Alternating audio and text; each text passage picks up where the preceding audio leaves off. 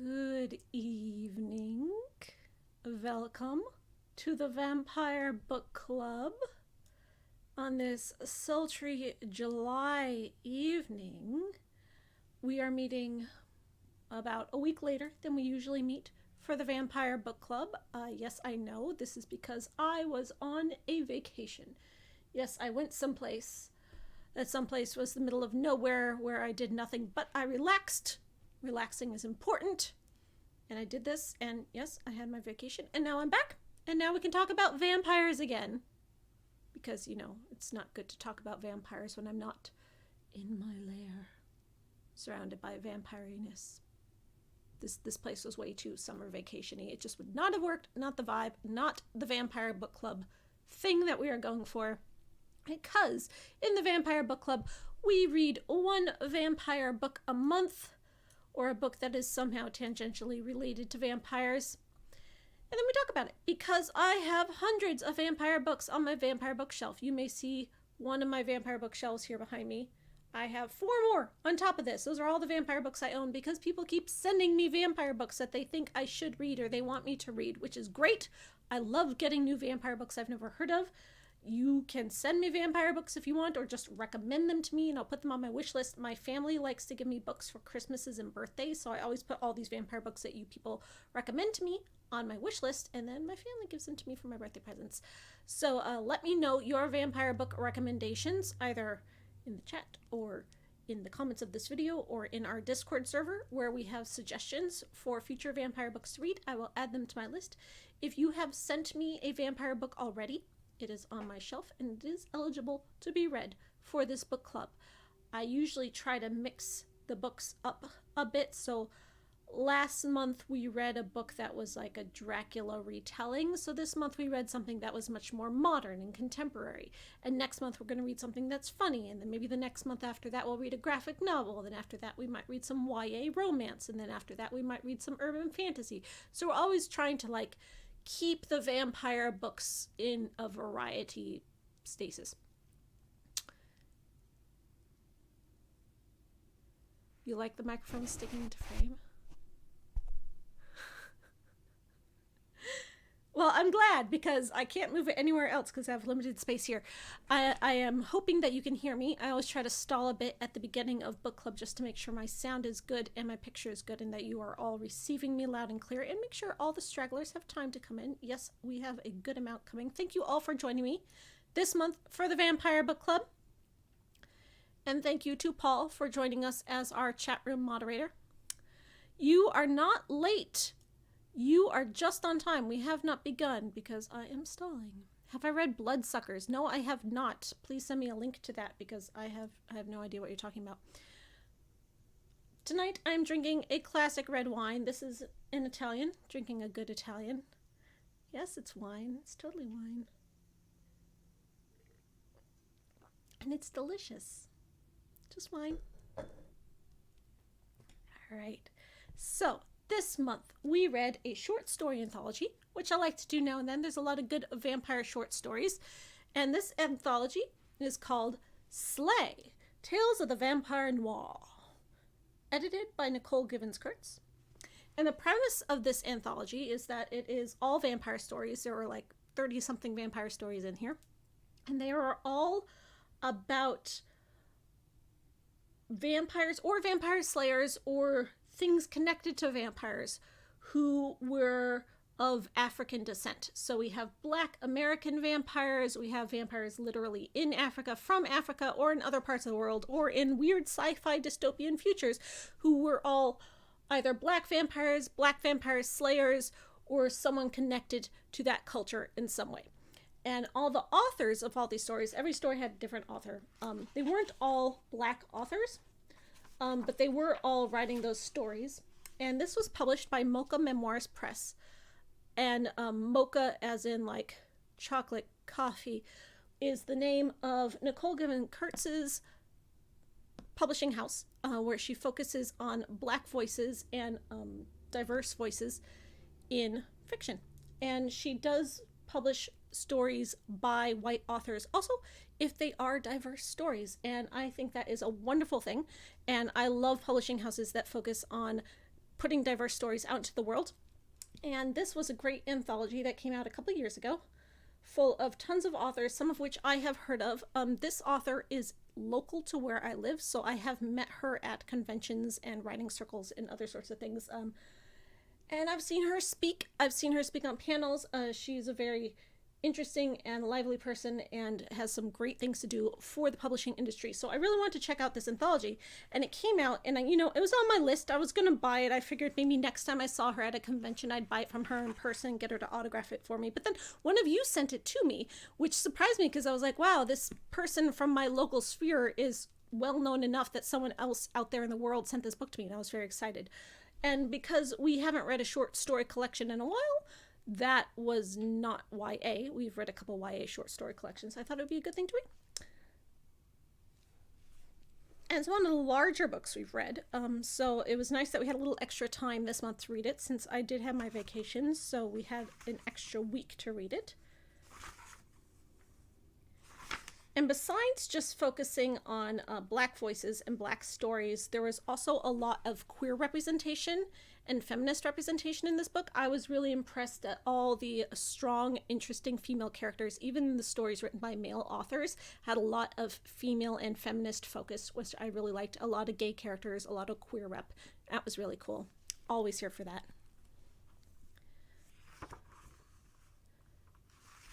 Have I heard of a short story by Neil Gaiman called Snow Glass Apples? I have heard of that. It is on my shelf. I haven't read it yet. But we can talk about other vampire stories after we finish talking about this book. If you are part of the book club and you read this book, you can leave your thoughts and feelings and opinions on the stories in the chat, and hopefully I'll be able to get back to them. I won't be able to really keep up with the chat while I'm going over the book, but I'll scroll back up, or you can always ask me again if I missed your questions.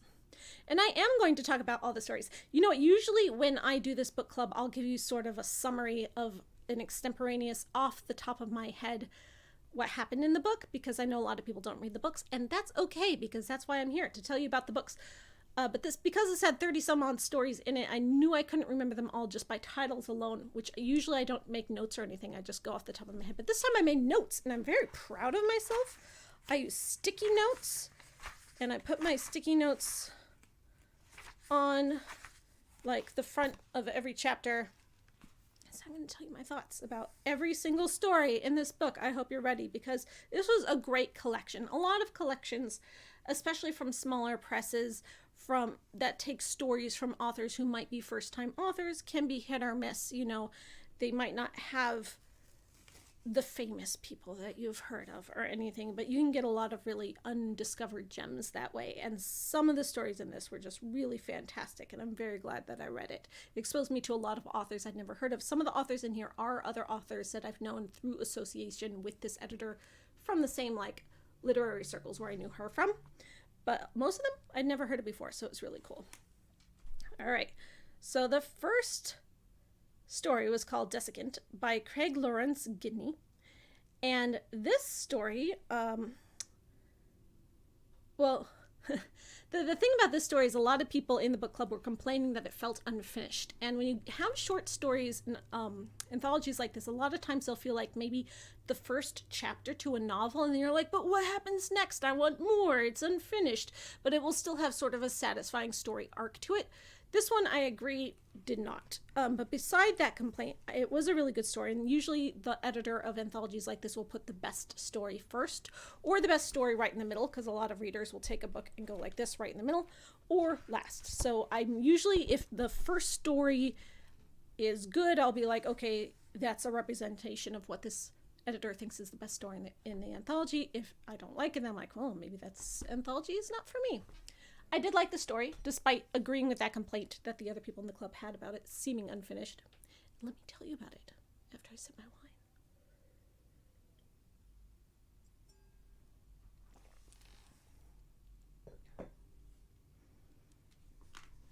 All right, so Desiccant by Craig Lawrence Gidney. The premise of this story is that a person has been kicked out of her house by her sister, because her sister has a new boyfriend, and the boyfriend doesn't like that she's trans. So she kicks the sister's, or the main character, out of the house, and she has to move into a new apartment. So she gets the best apartment she can find, which is a horrible, horrible apartment. And she moves into this horrible apartment, and she notices that there's this weird, like, red rusty residue coming out of the air conditioner. And she's just like, what is this horrible apartment I have to live in? Oh, it was the only thing I could find because my sister's horrible boyfriend kicked me out of our house and I have to live here. And she's talking to her friend, and her friend's like, oh, what if you got a sick building? Have you ever heard of sick buildings where everyone in the building gets sick and no one will do anything about it? So she's trying to complain to the landlord. She's trying to complain to the authorities that there's this weird, creepy residue coming out of her air conditioner that is making her feel sick. She every morning she wakes up from her sleep and she just feels dehydrated and dry and drained, and she's got bags under her eyes, and she notices all the other people in the building have this sort of like sallow, drained look to them. And of course, me knowing that this is a vampire anthology, I'm like, oh, there's a vampire living in this building, and this vampire's going around draining all the residents, and that's the problem.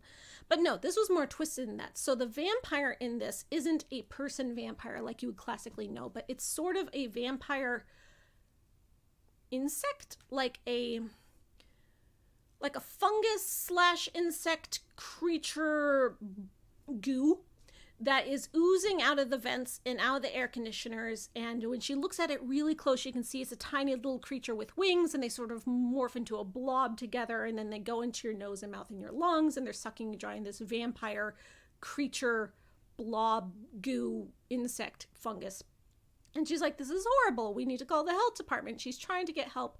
But because she lives in this black part of the city where it's low income, nobody wants to help. The superintendent of the building dies. She and this other sexy guy in the building find him, and he's dead. And she tries to call the cops. The cops just cover it up. No one helps. And she's like, no one's going to help me solve this weird vampire goo. No one believes that this building is sick. There's children in this building that are getting sick. People are dying. I'm going to have to do something about this. So she goes back to her apartment. She's going to sleep that night because they always come out in the dark. So when she turns on the lights, the like blood vampire goo gnats fly away. And she's like, okay, I don't know why they don't just all sleep with their lights on. But so she goes to sleep, and she puts some boards up over her air conditioner, and she's like, all right, they can't get past these boards, and tomorrow I'm going to stop it. But then as she's going to sleep, they do start getting past the boards, and then that's where the story ends. Which I get a lot of people are frustrated because she's like, all right, I've figured out what the monster is. Tomorrow I'm going to stop it. I've got no help. I have to do it on my own. I'm going to be the hero. And then the end. Yes, I don't think this was just the first chapter of a novel, that kind of teaser. It feels like there was maybe like 4 more pages of this story that just got left out. I don't know why it ended that way, except maybe that we're supposed to think that she died, that they got her in her sleep, and so she didn't wake up in the morning to stop the horrible goo vampire blob. But it also didn't have that bleak kind of ending either, which I thought could have been really impactful if it did. But the originality of what the vampire creature was really cool in this story, and I can see why I went first, because it was something really original and different, and we did have this like really cool trans character as our main character, so we got like a lot of good points for this story, and I enjoyed it except for that ending.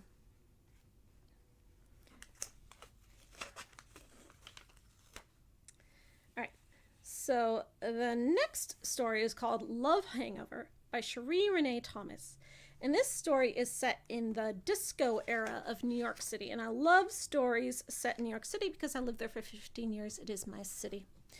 So the vampire, well, this story stars a male protagonist, and he's just a regular guy, and he's going disco partying as you did in the 70s when everything was like drugs and disco and everyone was queer and just having fun in the black nightclubs in New York that eventually sort of got ostracized and taken over by white people. But this is before that happened. So there's this disco singer who's just such a great singer that everyone falls in love with her whenever they see her.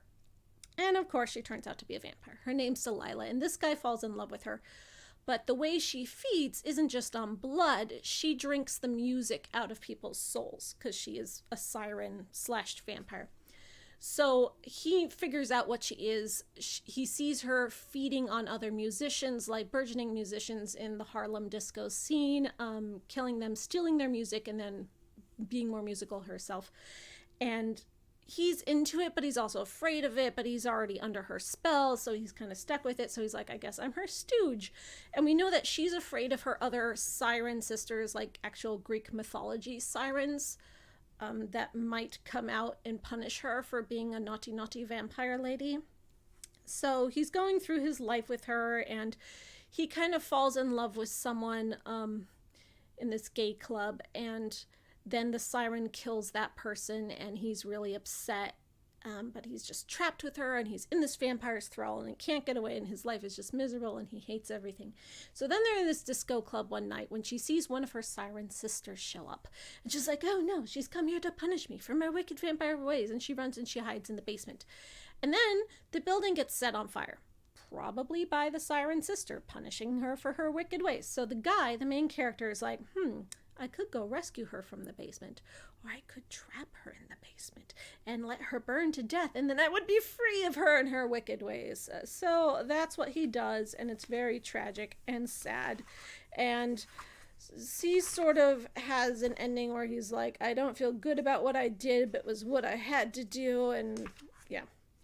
I like the take on mixing Greek mythology with sirens, with Black culture, with vampires. I thought that was really cool. I could also see why this one was put towards the front of the book.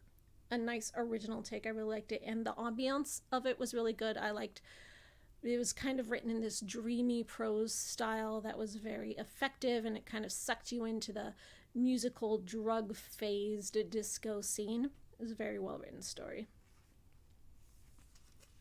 Next, The Retiree. So this one's set in modern times, and this is by Stephen Van Patten. And this is an elderly gentleman is being driven to an old folks home by his daughter. And we find out that the reason she's kicking him out of the house and sending him to old folks home is because he is a terrible, abusive person, and he just insults her and her husband and her children all the time. His main problem is that he thinks his daughter's a super genius, and she shouldn't have married a rapper and had stupid kids with a stupid rapper, and he thinks that she could have done so much better. But he just constantly negs her and insults her, and is just a horrible, horrible father. So she's like, Daddy, I'm putting you in the old folks home.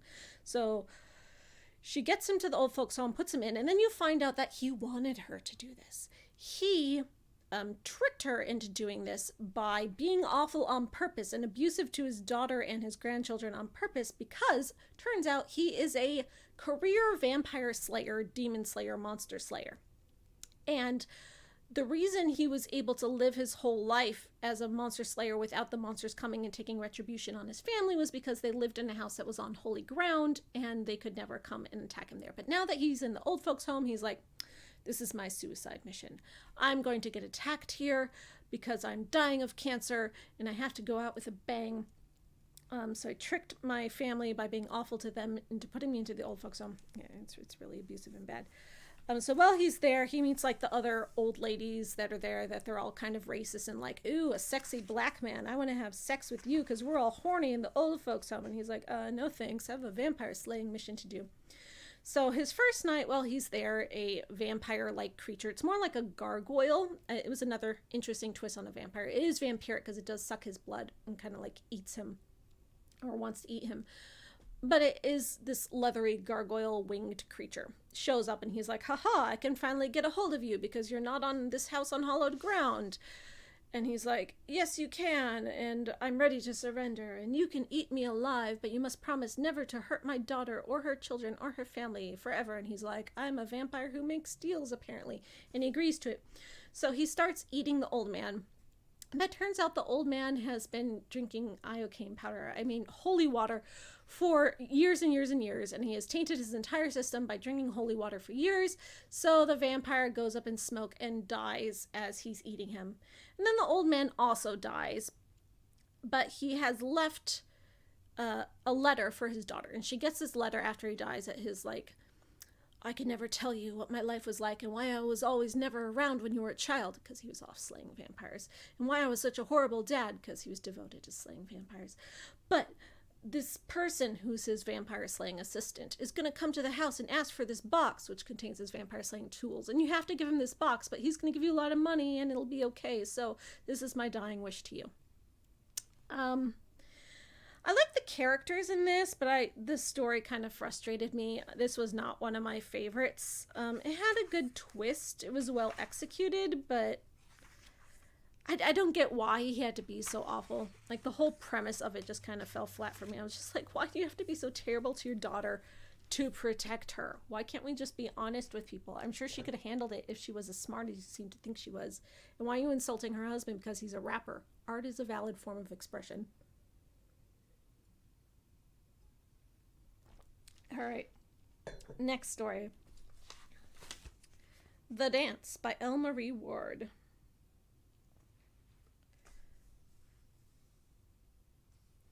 So this is a lady who is out at a nightclub, and she is watching the dance floor.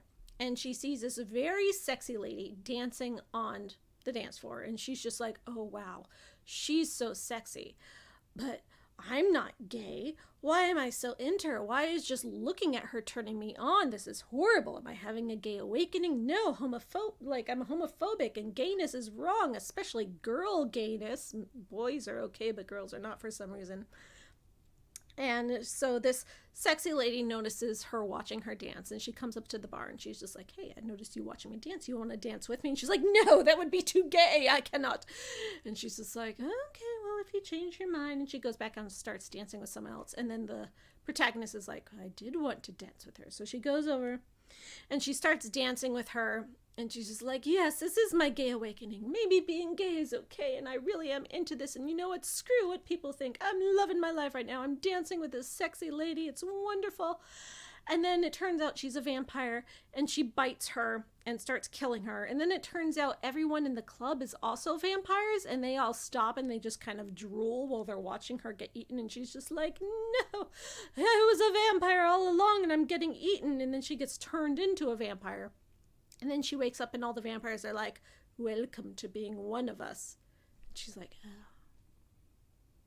Yeah, I didn't really like this story either. I mean, it was well written, but the premise of it was kind of icky, and the ending of it was kind of, huh? Yeah, I did not think this was one of the strongest stories in here. But it had some good descriptions. It had, it was well written. There are some stories in here that maybe were interesting, but had a lot of typos and a lot of problems. I was like, how did this get past the editors? This one didn't have any of those problems, but it was just like the story itself I wasn't that into. Next story.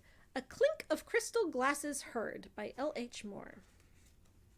So this story is about 3 12-year-old girls who are sort of hanging out together at one of their houses, and their moms are friends. And their moms sort of have this wine club. So while the moms are having their wine club, they're downstairs drinking wine. The girls are upstairs in the bedroom just chilling out, talking about girl stuff, hanging out, and talking about how weird their moms are. And we find out later that their moms are actually vampires, and it wasn't a wine club. They were drinking blood. So when all the girls have turned 12, okay, they keep talking about how their moms are like, something's coming up soon. Your body is changing. Things are going to change. And they're like, all this weird talk about us getting our periods. Why? It's not them getting their periods. It's them being initiated into being vampires. So once the last of them turn 12, they go over to the friend's house again. They're all drinking wine, and the moms are like, it's time to drink wine. Surprise, you're all baby vampires. You're part of a matrilineal vampire line. You have now come into your vampire powers. Welcome to being vampires. And they're all like, but we don't want to be vampires. We're just normal 12-year-old girls. We thought we were just getting our periods, not being vampires. And the moms are like, yeah, but this is what it is. This is your life now. Deal with it. And like one of them pukes on the floor because she's so upset. And the main one is just like, no, I will not be a vampire. I will never hurt anyone. They're like, it's okay. We don't have to hurt people. We can just drink blood from these sources. And we have a whole system. But once a month, around that time of the month, you're going to get your vampire urges. And then you're going to have to go out and deal with your vampire urges. And welcome to the family. And, so it's sort of this period analogy of girls. And they talk about, like, this is just part of being a woman. Is, yes, you are going to be a vampire, and you're going to have to go out and kill someone once a month. I'm sorry. Welcome to womanhood. Welcome to the sisterhood. But none of them want it. None of them are happy with it. They all have this bad reaction. This was a weird story. Again, not one of my favorites, but not, it was still well written.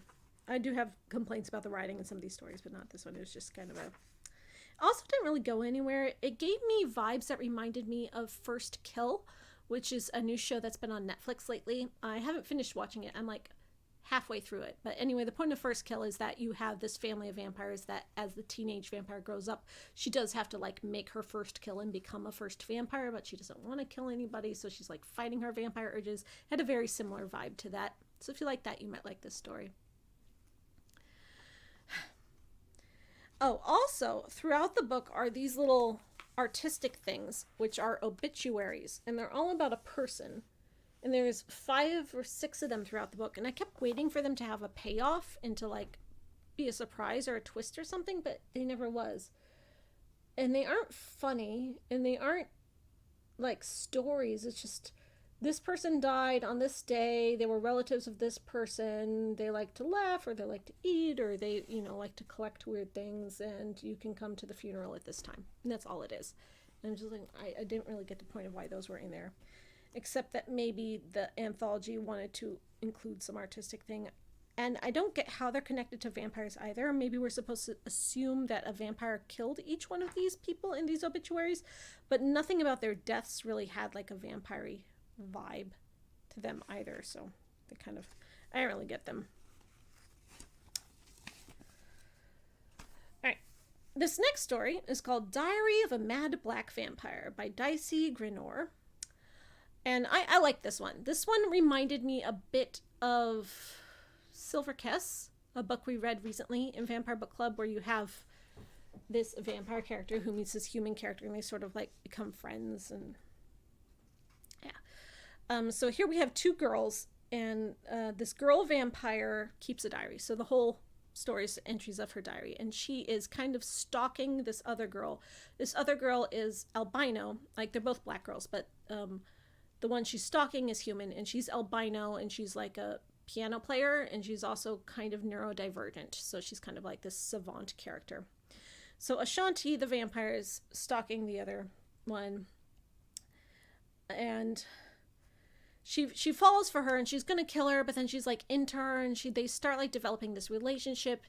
And the albino girl is like, let's prank people. Let's play hijinks. Let's just do things. And so she starts getting into her.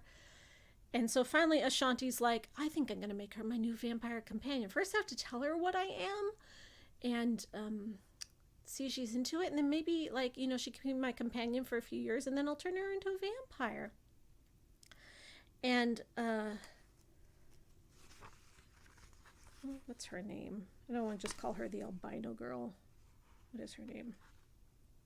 Tetra. So her name is Tetra. So Tetra is like keeps having Ashanti do these weird things that Ashanti isn't comfortable with. Even though Ashanti is the murderous vampire, she has Ashanti do these things that are really like stretching Ashanti's boundaries of what's like cool. And Tetra seems kind of, you know, neurodivergent in that she doesn't get social cues, but it starts getting to the point it's like, oh, maybe she's mentally unwell, that she's doing things that hurts people. Like it starts off with Ashanti killing the dog and Tetra not caring about her dog getting killed and just being like, whatever, I don't care about my dog. And so then we get to the very end where Ashanti's like, I'm in love with you now and I want to make you my vampire companion. And she's just working up the courage to tell Tetra this. And Tetra's like, I'm bored. You're boring me now. You're getting too much into feelings. And she stakes her and kills her, and now Ashanti's dead. The end.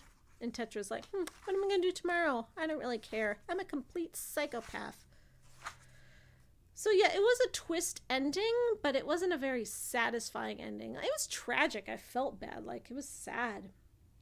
But I really liked the Ashanti character. The Tetra character I didn't find very believable or compelling or interesting at all. And I feel like you can write that kind of character who would maybe go to those extremes and write them a little bit more compassionately, and I probably would have felt more for her.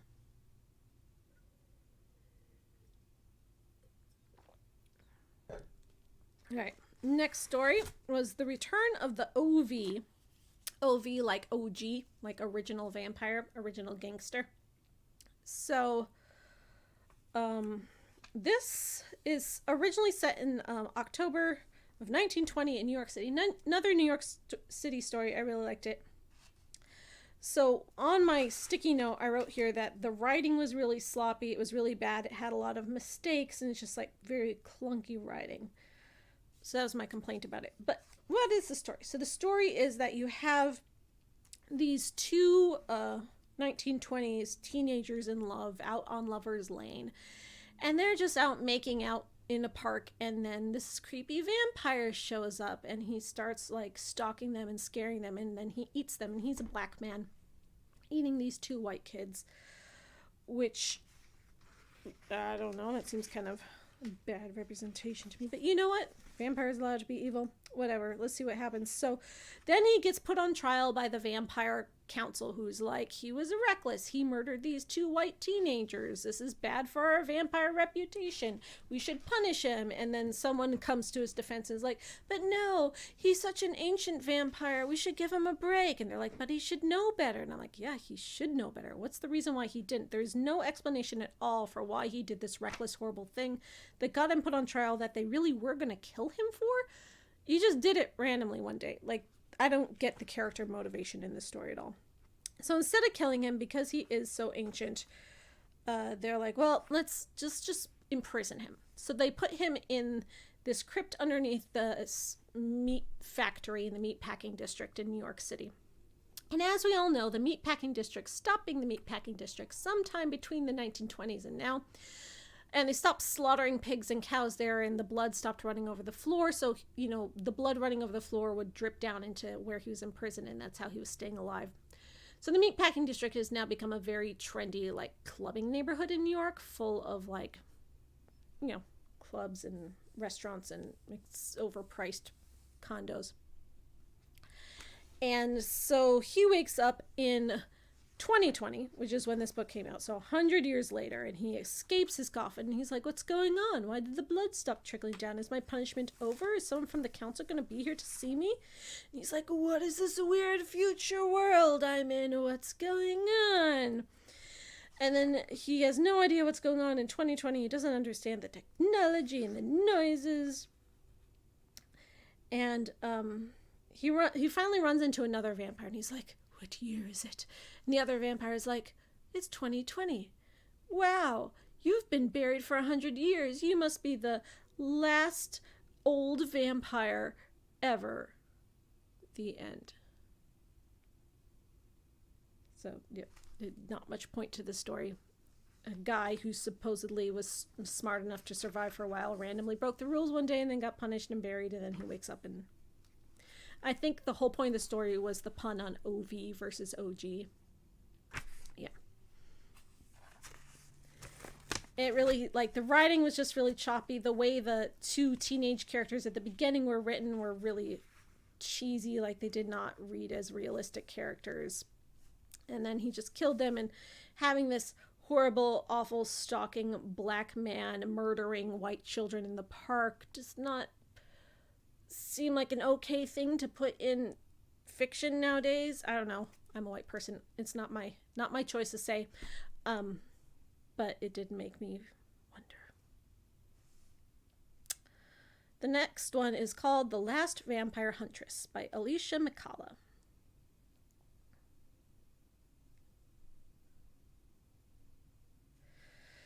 So this is about a vampire huntress named Kendra, who has like a vampire hunting squad of 10 vampire hunters. And as a vampire hunter, it's like a matrilineal duty that's passed down to her from her mother and her grandmother all the way back to her ancestors from Africa that are connected to this West African magic and this god from West Africa that gave them the powers to be these strong vampire hunters. But there's a prophecy, and the prophecy says that if all 10 of her vampire hunter squad get killed, then she will have to accept this oath that will mean that she will get super strength, but she'll also die really young. So unless she has kids, then she'll be the last vampire huntress alive. So she might be able to have a baby in time, but then she won't be able to grow up and know her children, and her life will be foreshortened. But she'll be able to be really badass and kill some vampires in the meantime. And she really doesn't want to accept this oath. She really wants to get out of it. But the problem is she fell in love with a vampire named Calvin. And she thought like things would be cool, but Calvin, he just had like this problem with toxic masculinity, and he's like, oh, you're so strong and powerful as a vampire hunter, and I'm the man, and I'm supposed to be the strong, powerful one protecting you. I don't like that you have to protect me sometimes. I'm the man. So in order to like prove his manliness, he kills all the 10 vampire hunters, fulfilling the prophecy, and then faces off against her, and he's just like, don't accept the oath. Just be my little kept bride forever and let me protect you. And she's like, no, bitch, I'm going to kill you because you killed my 10 friends. So there's a big fight. It's like, you know, swords and jumping and like an anime fight. And she eventually kills him and has to accept the prophecy and gets her powers. But turns out she got pregnant, so she will have a baby. And she's like, I didn't know I could get pregnant from a vampire. Huh, who knew? So she will have a baby, and her lineage will live on. And the West African magic will live on. And there was like a totem pole involved. You know, it's just some like culture stuff from Africa, which was cool.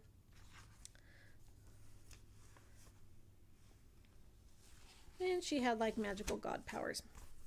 That was much more urban fantasy.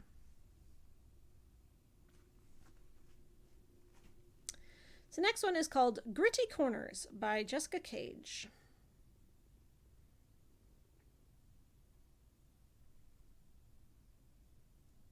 Reading my notes just to remind me. Okay. So this is about a lady named Kyla who was turned into a vampire against her will by some guy in a dirty alley when she was like, she went to the club and then she went out to the alley after and she got turned into a vampire. And she's mad about it. So she has devoted her life to hunting down this guy who turned her into a vampire and killing him. So she's joined this like vampire killing crew to help hunt him down, and she has like her squad of badass vampire killing ladies. I don't know if they're also vampires like her or if they're just vampire killers.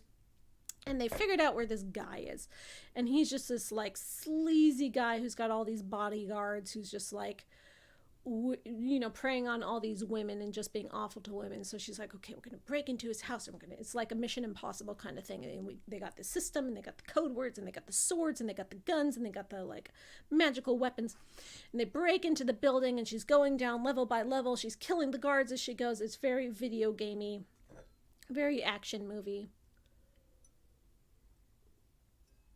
And just when she gets to where he is, he escapes. So she and her girls are going after him, and then, oh no, her girls are dead. He throws a decapitated body of one of her like co-fighters in front of her, and she's like just about to get him, and then something goes horribly wrong, and she gets abducted. She gets like a bag put over her head, and she gets put into a car.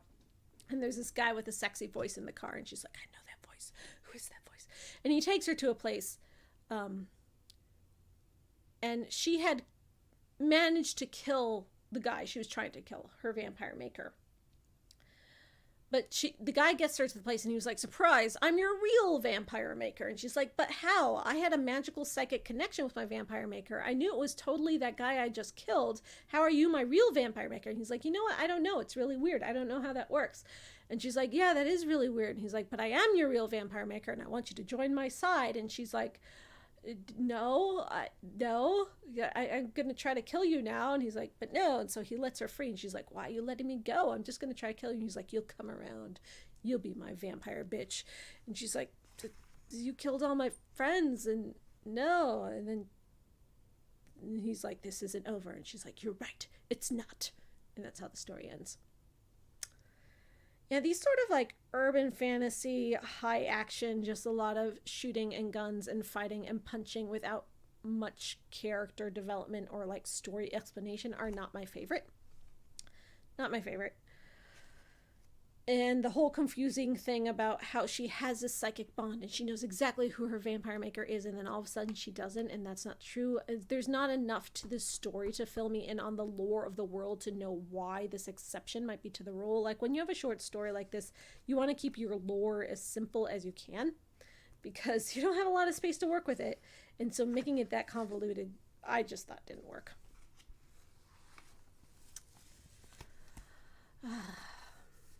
I'm looking at the chat.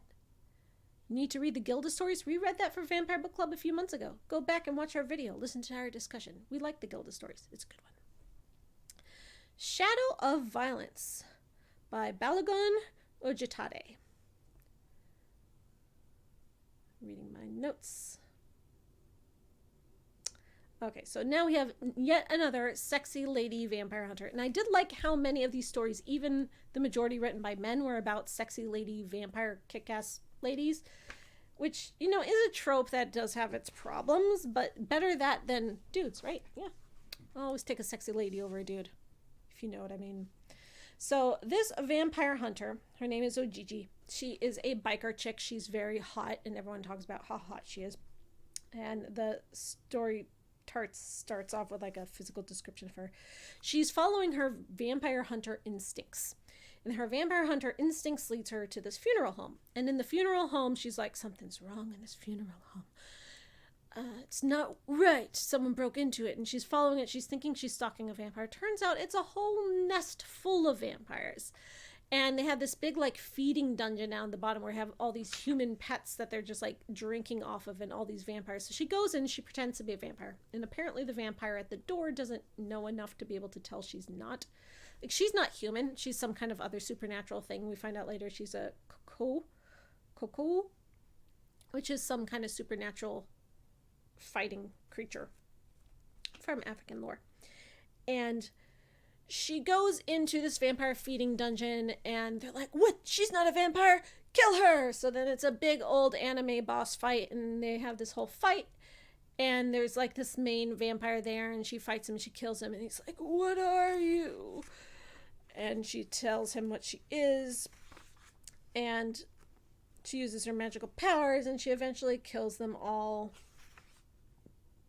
And then she goes home after a job well done to her husband, who doesn't know she's a magical vampire killing goddess creature. He thinks she's a Hollywood actress in a movie with Idris Elba. And he's like, oh, you're doing sex scenes in a movie with Idris Elba. I'm going to be jealous. And she's like, oh, isn't my life so hard? The end. Again, not one of my favorites. Very shallow. Didn't really have a point. Had some good imagery and some good characters, but story-wise, I didn't love it. This one's called Till Death by Lynette S. Hogue. So this one's kind of like a noir detective character story, but the noir detective character in this is very like a 1970s blaxploitation kind of character. She wears a tight black catsuit with a Batman utility belt full of weapons with a big afro and a pink trench coat with a pink gun. Like that kind of vibe. Very like cartoony and beautiful, and I love the imagery. So she starts off in her like noir detective situation being like, I've got a client and I have to do a job, and her job is killing vampires, and like her instead of being a detective, her job is, you know, vampire killer, and like she's like the Ghostbusters. Like, people don't take her seriously, but when they really do have a ghost, they're like, maybe I should call the Ghostbusters. So someone calls her.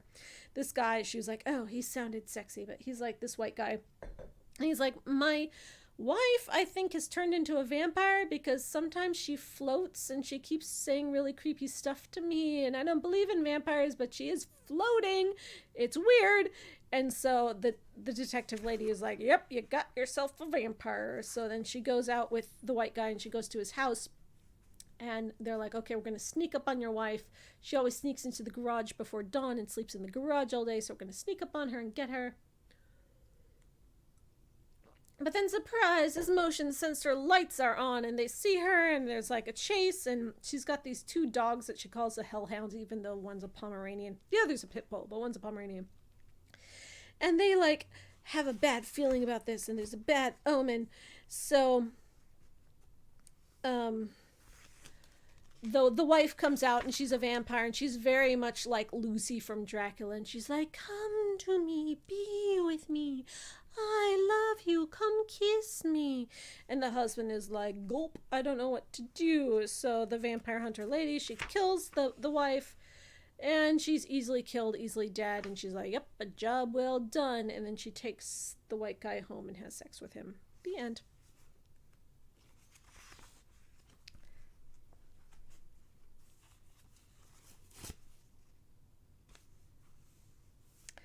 This this one's called Encounters by K.R.S. McIntyre. I actually really like this one. This was a good one. So this one is about a lady who is at an airport flying on a plane to go to her wedding. And she sees a man in the airport who she's like, that man looks exactly like my husband who died 20 years ago, and he doesn't look a day older than the day he died. And me reading this knowing it's a vampire, it's like, oh honey, your husband got turned into a vampire. So she's in the airport and she sees him, and he's got this other woman on his arm. And she's like, he went off to Nigeria and he never came home from Nigeria because he got this horrible disease and he died in Nigeria and they wouldn't even let me come get his body. 20 years have passed. I was pregnant when he died. Now my daughter's all grown up and now I'm getting remarried and I'm on my way to New York to get married. And oh crap, my husband is here and he doesn't look a day over the day he died. So she gets on the airplane and she like works up the nerve and she goes up and she talks to her husband because of course he's in first class because vampires ride first class, and she's just like, is it you? And he's like, yes, it's me. And he's there with this other like sexy lady and he's like, don't worry, it's not what it looks like. I still love you. You were my true love. And she's like, why did you fake your death? I've been mourning you for 20 years. I'm about to marry another guy. We have a daughter. And he's like, we have a daughter. And he's just the nicest vampire ever. So when they get to Chicago for their layover, he's like, look, that lady I'm with, she's more like my daughter. She's my vampire child. It's not like that. I still love you. I've always loved you. Come be my vampire bride. And she's like, no. No. I got a kid who has like terminal diabetes who could die any day, and she's in and out of hospitals all the time. I'm about to get married. I have a life. I don't want to be a vampire. And he's like, it's not that bad, really. It's actually pretty great. And she's just like, no. And he's just like, but I still love you, and I've always loved you, and I'm a totally innocent vampire who's never done anything evil. And she's like, I'll think about it. So he's like, well, here's some blood.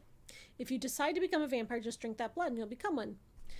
So like 20 more years go by and he finally like tracks her down again. And he's like, I can wait forever. If you have to wait 20 years to drink the blood when you're an old lady, I don't care. Drink it when you're like on your deathbed, when you're an old lady, I'll still come back for you. So he comes back and he finds her in the future and he knocks on her door. And he's like, oh, she was about to get married. It must be her husband's house. And this 20-year-old lady answers the door. And he's like, is she here? And he's like, no, she died yesterday. And he's like, no. And he's like, but who are you? Are you her granddaughter? She's like, no, I'm her daughter. He's like, no, her daughter would be 40 by now, but you're only 20. And she's like, well, I had this terminal diabetes and my mom gave me this vile, weird red liquid and I drank it and it cured my diabetes and I stayed young ever since. And he's like, let me tell you what you are. And then he takes this person who was his daughter all along. Now he's finally been reunited and now she's his vampire daughter. And I guess they sort of have a happy ending. I like the characters in this. I like the emotions in this. I like the realism in it. The fact that his vampire life was so easy was a little hard to swallow. But other than that, it was a good little story.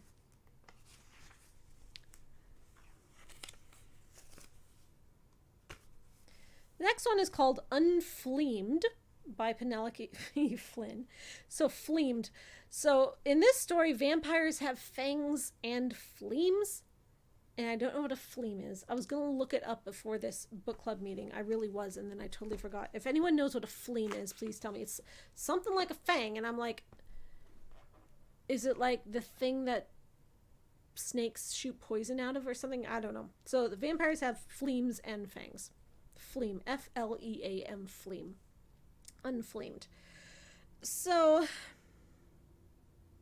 this story starts out, we're in the like gas lamp Victorian London times, and this vampire, whose name is Yanara Stone to Jean Forza,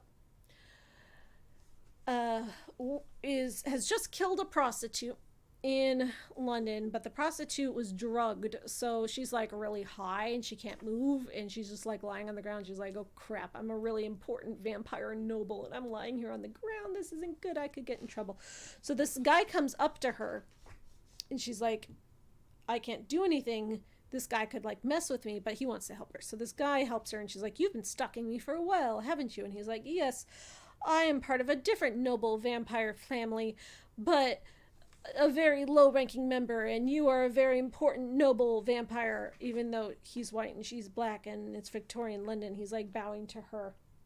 And he's like, please, I want you to help me try to be more important because I don't have fangs or fleams. I am unfleamed. And she's like, you're like a eunuch. You're castrated. You're a mutant. And he's like, please help me be more important in the vampire world. And she's like, I don't know. And he's like, well, I have news. I can tell you news about the vampire family mafia war that's going on to help your side of the family. And she's like, really? You would like snitch on your own mafia family and tell my mafia family? So he tells her that his name is RM. And as soon as he tells her that his name is RM, and I was like, I know where this is going. I know who he is. So he's like, well, this my vampire family is bringing over this like ancient vampire from Europe, like ancient Europe, and he's going to come here and he's going to cause all these vampire problems. And she's like, no, the vampire nobility would have known about this. This isn't going to happen. He's like, but I'm telling you this insider information, and maybe you could help me be more important. I just really want to be important. She's like, I don't know. And so she like goes back to her people, and she's like, I got this information from this guy. He was kind of weird. But he said that this other noble vampire was coming from, Transylvania to London. And I think it's going to be a problem. And they're like, you mean Dracula's coming? You spoke to Renfield? And I'm like, haha, I called it. I knew it. So yeah, the plot is that Renfield approaches this lady hoping she can help him, but she won't, so that's apparently how he ends up being Dracula's flunky, because he is so desperate and needy to be important that he wants something, and yeah, doesn't really go anywhere. There's this whole lore about all the different vampire noble houses and who she is and her noble titles and all these like words and terminology and stuff that don't really go anywhere. This was one of those stories that I feel like was probably meant to be the start of a bigger novel, because as a short story there's just too much world building and not enough story. Like there's no arc to the story, it's just setup. So yeah, I like that incorporated Dracula in a way that was, if you knew that RM was Renfield's first name you would figure it out, but that made me feel good because I'm a Dracula snob, but most people might have not have figured it out. So yeah.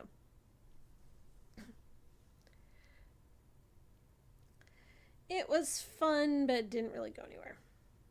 Next story, Beautiful Monsters by Valjean Jeffers.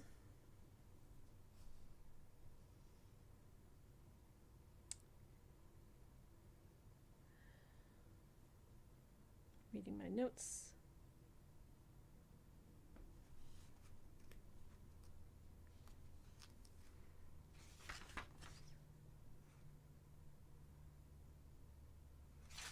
Just gotta remind myself of this story.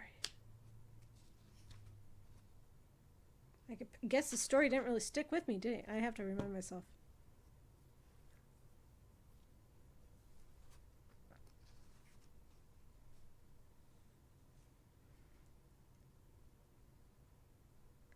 Give me a minute.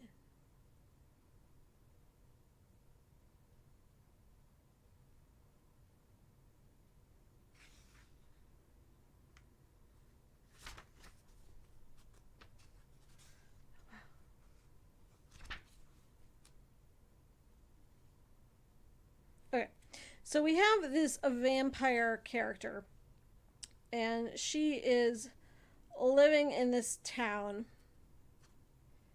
and she's stalking other monsters. So it's kind of like a monster versus monster situation. We have a vampire, or like a supernatural kitchen sink situation with all different supernatural creatures. And she's stalking these other monsters called an Adze, A-D-Z-E, which are these very hairy, sort of like giant fly bug man creatures. They can pass for normal, and they look very beautiful, which is why it's called Beautiful Monsters. So they look like the hottest guys you've ever seen till they take on their true vampire awful form. So she's stalking them, she's trying to kill them, and they have sort of like taken over the town, over the world, and she's part of the resistance. So she starts off by someone's trying to sell out the resistance, and she stops this person and she like kills her. And so all the people who are part of the resistance are trying to fight these people. It's kind of very urban fantasy fight scenes. a lot of like backflips and machetes and katanas and that kind of stuff. And it's kind of, this one wasn't in the futuristic sci-fi section of this book, but it really had that vibe, and I was surprised it wasn't put there, because she lives in this city where they sort of, this is very post-apocalyptic. She can move faster than human eyes. She morphs around a lot, so it's very sort of like anime descriptions or video game descriptions where she's like and she tries, she loses her cover. People know that she's a vampire hunter and she has to escape, so she goes into this underground tunnel and she's trying to run away because her cover is blown. And then of course they chase her and they attack her, and then there's a big boss fight, and she gets to the safe city where she thinks she can go, but then it turns out they were using her as bait to lure the bad monsters there, and they tricked her. So then there's a big boss fight where they fight the bad monsters, and she's like, "You used me as bait," and they're like, "Yep, and it worked, and we killed them all, so welcome to the team." The end. Yeah, it's like a future post-apocalyptic working. Coming back to me now. Not one of my favorites. The next one is called Frostbite by Elisa D. Jenkins.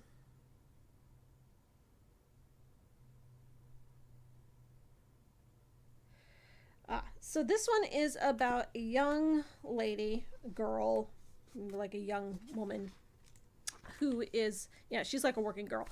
But she's with her family, and she's got this weird family dynamic where her mom was really sick forever when she was young, and then one day her mom magically got better. But ever since then, her grandma and her dad have treated her weird. Like, they treat her little sister as like a princess, and they love her, but they're very standoffish to her. And she's like, I don't know why they don't love me, why they're so weird to me, why they don't like embrace me as part of their family. They're just like cold to me, like they already consider me not part of the family. I don't know why.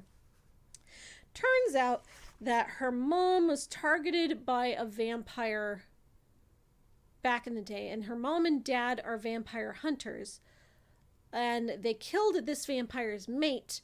So the vampire was like, well, your wife will be my new mate. So he tried to target her and he failed. He's like, well, then your daughter will be my new mate. So he marked the daughter with, like, he scratched her cheek when she was a little girl. So she was always marked to eventually be this vampire's mate, and that's why her family were dicks to her all her life, because they're like, well, we're gonna lose you anyway, so we might as not well love you now. Yeah, her family were just like really abusive shits.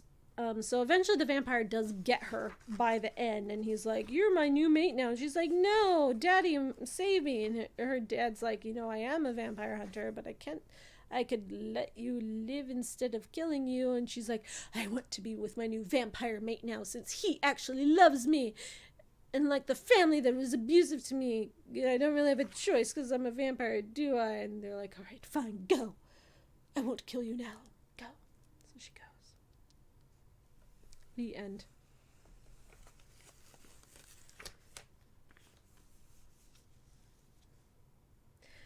This one's called The Conjuring Nectar of the Blood.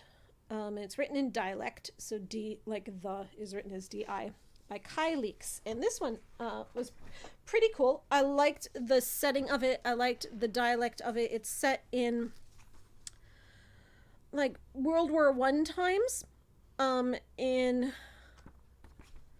the Midwest. So like the black communities of the Mississippi, of like Missouri and Illinois.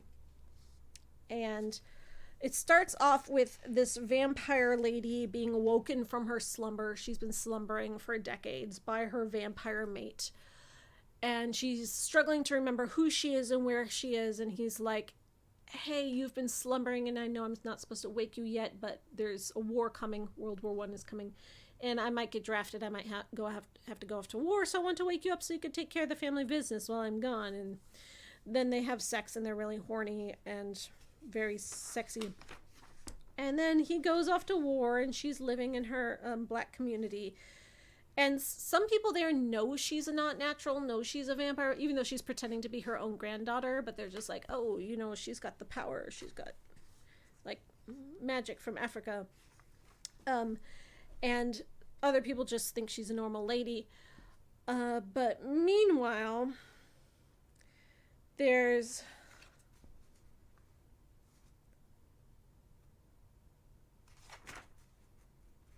Let me just make sure I'm not confusing two stories.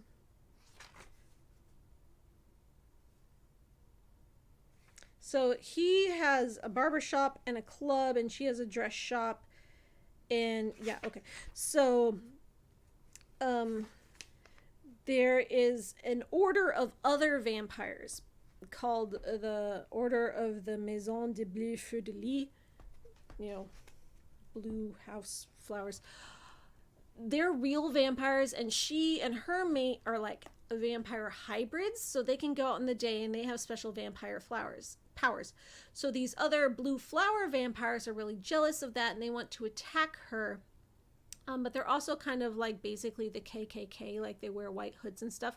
So during like the riots that are happening during the war, while her vampire lover is off to war, the KKK vampires attack her, and they're like, why can you be a daywalker? We, the white men, should have the powers. And she's like, no, it's my birthright, my power. You don't get this power.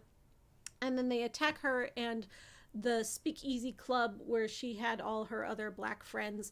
So she has to take on her true vampire form and morph into like this giant beast monster vampire and just start fighting them. And she's like, hopefully they'll understand.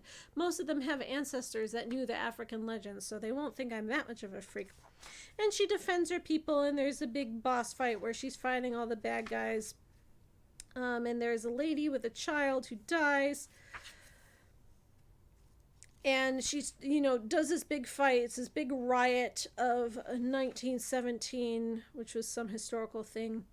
And then it jumps to future times where there's her daughter, who she had gotten pregnant with right when she woke up in 1917, but she was able to keep her pregnancy in stasis because she didn't want people to know she was pregnant, because last time she was pregnant, they killed her baby. So she kept her pregnancy in stasis and didn't have the baby, even though it was like 10 years later. But eventually her daughter is alive now in the 21st century, and she is a teacher on a school trip to a museum with this other teacher, and they're in a whole supernatural world, and all these other supernatural things are just part of the world now, and the kids on the trip are supernatural. And then there's like an alarm goes off at the museum, and they're like, one of the children is missing, and they find him, and then the people attack her, and she's like, no, I'm the daughter of the vampire who once did this thing in 1917, and I will protect the children. And that's how it ends. So, you know, the KKK vampires are back, and she's going to protect them. The end.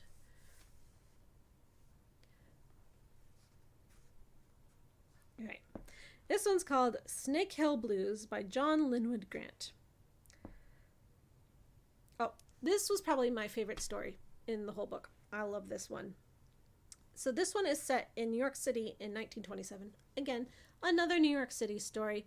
It's set in Harlem, and the premise is that there is this conjure woman, a hoodoo priestess, you know, someone who has that African magic, that Caribbean magic, has come up to New York City. And New York City is not the place that she loves. She's like, it's too fast, it's too noisy. I need to be on the country roads. I need to be back in Louisiana. I need to be back in Alabama. And she's like getting ready to leave the city. But just as she's about ready to leave, even though she had success as a conjure woman in New York City, even though they treated her as like a novelty, young girls start dying. So it's kind of like a murder mystery plot. And she recognizes that they're being killed by a vampire, and she's like, well, I guess I need to stick around here for a while. So she starts using all of her conjure magic and her hoodoo magic, and there's a lot of lore in this that, you know, follows some really authentic stuff, to track down this vampire who's killing these girls. And she eventually tracks him down on Snake Hill in, you know, the park up in Harlem. And because it's called Snake Hill, there's this whole thing of how she uses the snakes to destroy him, and she summons the snakes with her conjure powers, and it's really cool. And I love the characterization in this. It was really well written. The mood was good. The feelings were good.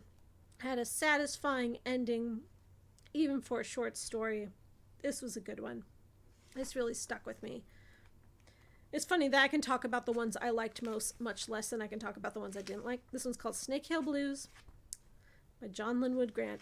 Maybe I'm just not spoiling for you, and you can read it for yourself, because that was a good story. I really liked just the whole ambiance of it. The magic, the vibes, the city, the people. That was a good one. Okay, so all those stories so far I've told you about these ones.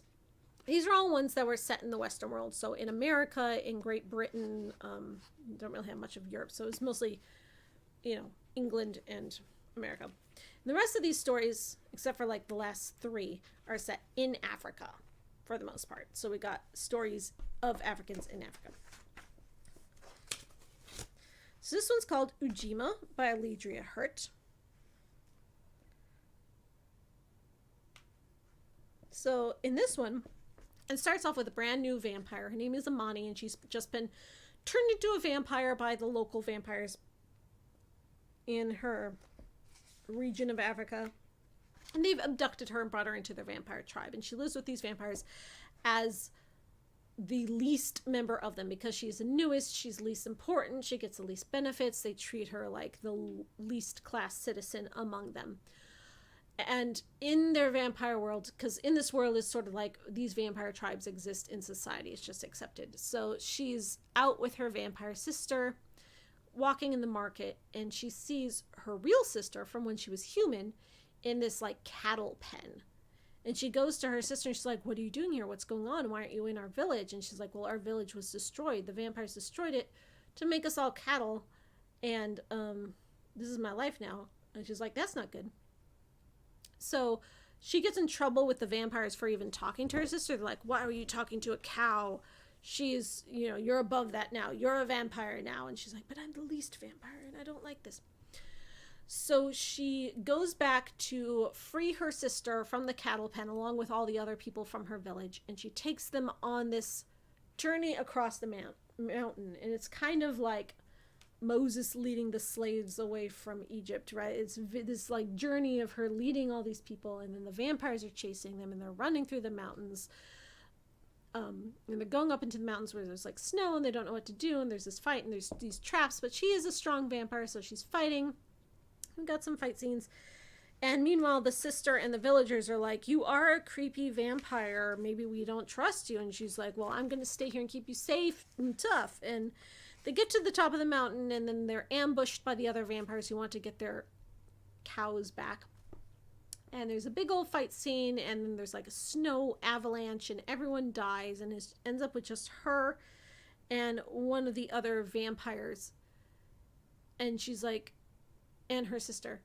And her sister's like, "Please don't let them take me. I don't want to be their cows." So she kills her sister herself to spare her from that fate. And all the other people died in the avalanche. And then the other vampire comes up to her, and she's just like, "You stole all our livestock and got them killed for nothing. You're a thief and a fool." And she's like, "So I am. So I am." The end. So it's a very tragic story. Very tragic story.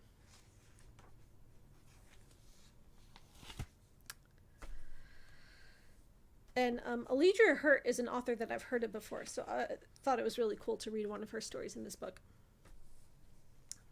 This next one is called Attack on University of Lagos Law Faculty. I cannot pronounce this name. I'm sorry. I don't want to butcher it. I will show it to you. If you can pronounce it, please tell me how. I don't want to be disrespectful.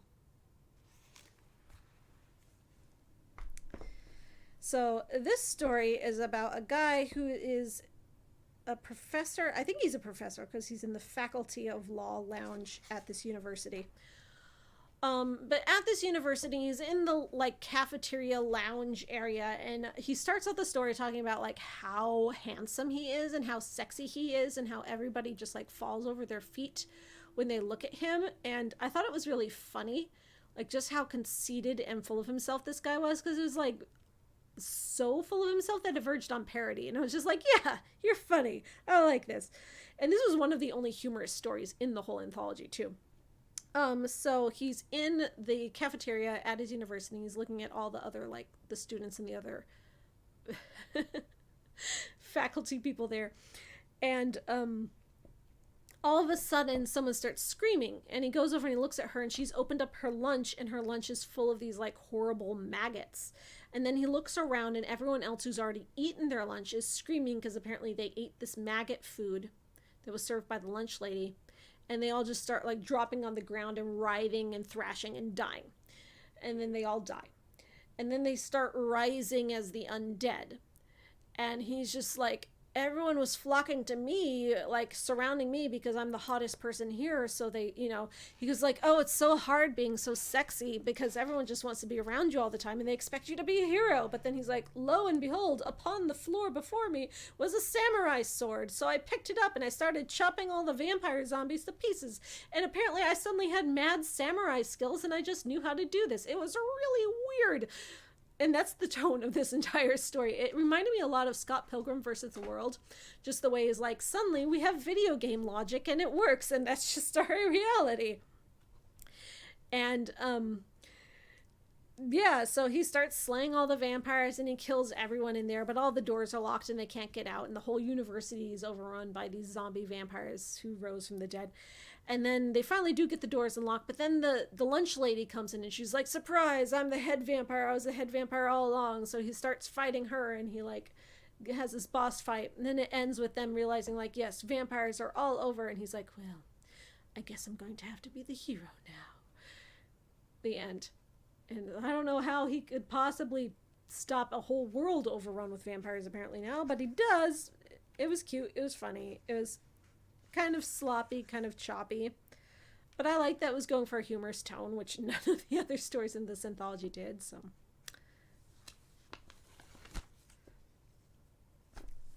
Next one is His Destroyer by Samantha Bryant.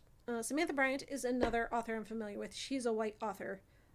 So I was surprised to see her name in here, but she does write a story about Black people. This story is actually set in ancient Egypt. This story is set during the biblical era of Moses trying to get Pharaoh to free the slaves of Israel. You know, like the Ten Commandments story, Charlton Heston movie, Prince of Egypt movie, if you've watched that. So this woman, the main character in this, she has just had a baby, but because her baby was a girl, she got beaten to death because how dare she give birth to a girl? She should have had a boy. She had a boy previously, but because Pharaoh had ordered that all the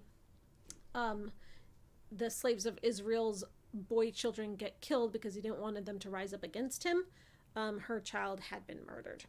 But now she had a girl, and now she was murdered. She was beaten to death for having a girl. So she gets beaten to death, but then she rises from the grave by this, like, beam of white light, like a pillar of light. It's basically God. So the light of God raises her from the grave, and he's like, surprise, you're a vampire now, and you're going to fulfill my purpose.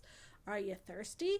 Are you feeling hungry? And she's like, I am. So he sets her loose on the streets of Egypt, and she's wandering the city, and she keeps trying to go to these doors to go in the house, and she's like, something was repelling me from going into these houses. It was the lamb's blood on the door. You know the story. So she couldn't go into those doors, and she eventually gets to the part of the city where the Egyptian officials live. There is no lamb's blood on those doors, so she goes into those doors, and as a very bloodthirsty vampire, she starts drinking the blood of all the firstborn sons of Egypt. And she drinks all their blood till she eventually gets up to the palace, and she drinks Pharaoh's son, and Pharaoh comes in and sees her killing his son, and he's just devastated.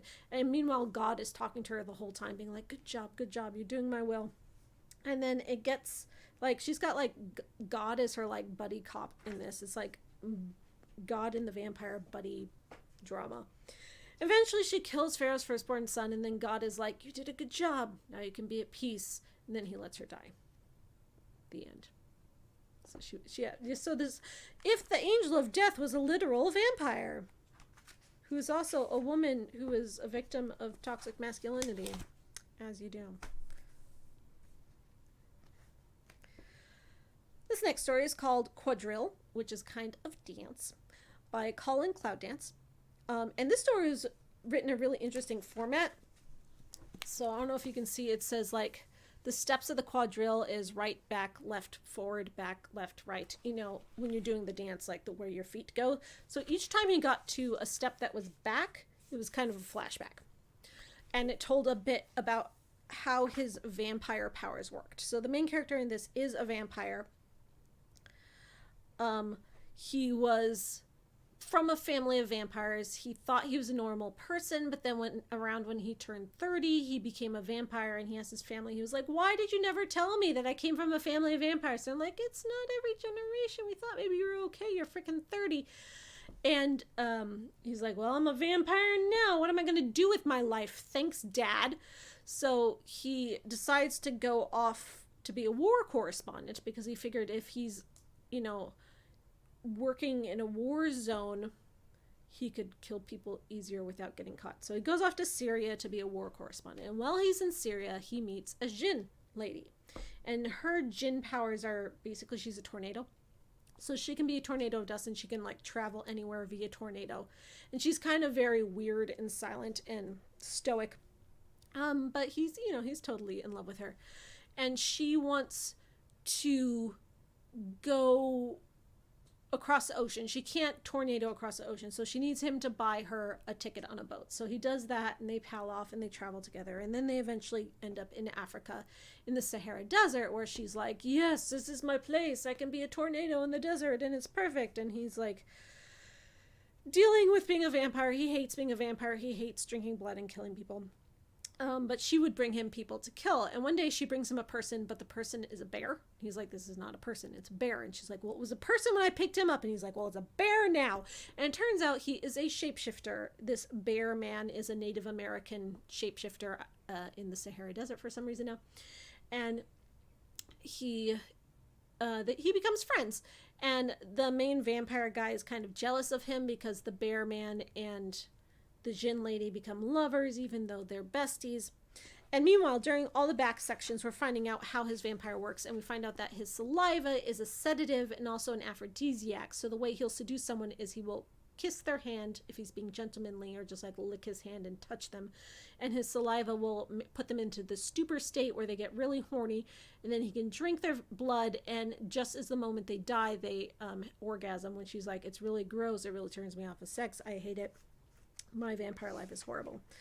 But then they meet another person out while they're like living in the desert, and he's human, but he's got this weird thing with plants. Like, he's basically poison ivy, but if he were a plant scientist with good intentions. And because he knows feng shui with plants, like where to put plants according to the quadrants of the compass, he finds a way to slake off the main character's vampire thirst, so that they can all live happily ever after in their weird little family of bear man, djinn lady, vampire, and plant dude. And it's just kind of like a slice of life story of like what their life is like and how things go. And he's a bit jealous, but then he eventually kind of finds some peace, and, you know, just kind of comes to terms with being who he is and what he is in his vampire life. I liked it. It was different, and it had a unique format.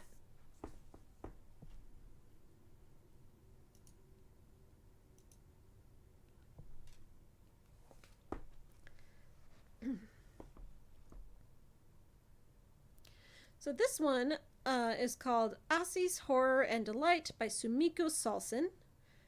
And it's about an Impundulu vampire, which is an African vampire lore where the vampire is also a lightning bird and a shapeshifter, which we read about in our second most recent vampire book club book called Haiku of the Vampire, which had vampires of African lore, which was really interesting. That was the first time I heard about the Impundulu vampires and the lightning birds.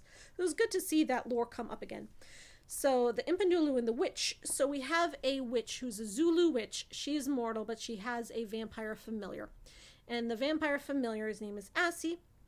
And the witch has a plan. So she's got this sexy vampire familiar who will do her bidding, and he can turn into a bird. And she's like, okay, the god of nightmares is really horny and he wants a new mate.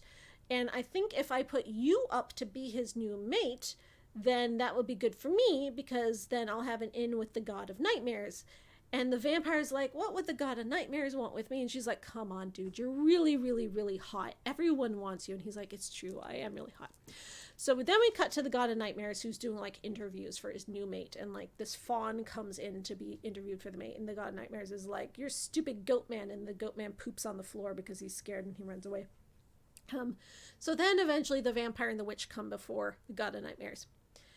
And the god sees the witch first, and he's like, you're immortal. My mate can only be an immortal. She's like, but I have brought you my vampire familiar. And he's like, well, your vampire familiar is really hot, and I would like him to be my mate. That would be cool. However, I know he's bound to you to be loyal for all his life. And she's like, I'll unbind him. You can have him. He is my gift to you. And he's like, wow, thanks. In exchange for this, I'll give you eternal life and also a castle and lots of gold. And she's like, oh, so generous. Thank you. So he's got these golem creatures that come out of the stone and can like bind you to the stone with their stone bodies. So basically what he ends up doing is tricking the witch, and he's like binds her to the stone after tricking her into thinking she's going to get all this stuff. And he tells her, like, I know the only way to unbind the vampire from you is by killing you, because he's bound to you until death. And she's like, but you promised me all this stuff. He's like, well, you can have it as a ghost. You'll still have it. You won't be able to use it because you'll be a ghost, but you'll have it. And so he tricks her. And he kills the witch. And the vampire ends up becoming his mate, and the vampire is free of the witch, or he gets the vampire to kill the witch, and the vampire's just like, you know what, you were a bad mistress anyway, I don't mind killing you, whatever, I'm gonna do it. He's so sexy. It was cute. I like the imagery. This was one of those stories that had a lot of typos and like writing mistakes, unfortunately, which I'm just like, how were some of these stories so perfect and some of them had so many mistakes and needed so much editing? Like, did they have different editors for different stories? I don't know how this happened. This story definitely needed some, like another draft. But, you know, it had some good lore. Some good, interesting style. It was very fantasy, dreamy, fairy tale. And I like that about it. And I like the witch. And I like how sexy the vampire was. And he was just kind of like this, like, very strong, powerful, but also very subservient character, which we didn't get to see a lot. So I thought that was interesting. This one's called In Egypt's Shadows by Vonnie Winslow Christ. So here we have a vampire 5,000 years ago. So it starts off 5,000 years ago in like ancient times. And this guy's been made a vampire by this priestess of Bastet, who is the cat goddess priestess. And he serves her. But he's still in love with the woman he was going to marry before he got turned. So he kind of stalks this lady, Kebi. And she's married someone else and she's had kids with someone else, but he's still stalking her. So he'll stalk her, and then the priestess will come up and be like, stop stalking your ex-girlfriend. You're a vampire now. You can't keep stalking her. And he's like, but I'm so in love. So she's like, I'm going to send you off to war because this isn't healthy. So she ends up sending him off to war where he fights, and he, does his thing. And then eventually, keeps living 5,000 years later. He's in modern times, and he's, he says, you can send me off to war as long as I can come back before my ex-girlfriend dies. So he comes back just as she's about to die. He sees her die, and the priestess is like, finally, will you let go? And he's like, I don't know. Her granddaughter's really hot and looks just like her. And the priestess is just like, oh my God, stop being obsessed with these human women. He's like, but her granddaughter. So now it's 5,000 years later, and he's followed all the granddaughters of the granddaughters of the granddaughters of this woman, who all apparently look exactly like her. It's modern times, and now he's stalking the granddaughter, and the priestess is just like, oh my God, it's been 5,000 years, you're still doing that. But they're still in Egypt. So it ends with him stalking the granddaughter, and she notices him, and she's like, hey, weird, creepy vampire man, why are you stalking me? He's like, oh, you've noticed me. Maybe I will finally have my chance at love. And she's like, no, you're a vampire. And she slays him. And he's like, this is for the best. And he dies. And the priestess comes out, and she's like, yeah, it was for the best. And then he's dead. The end. I like that this was an ancient Egypt story that was actually featuring Egyptians, not like the Angel of Death one, which was the Israelis. The Israelites, you know, the slaves. That we actually had the Egyptians being vampires this time. I feel like I could have used a little more fleshing out. It's short and sweet.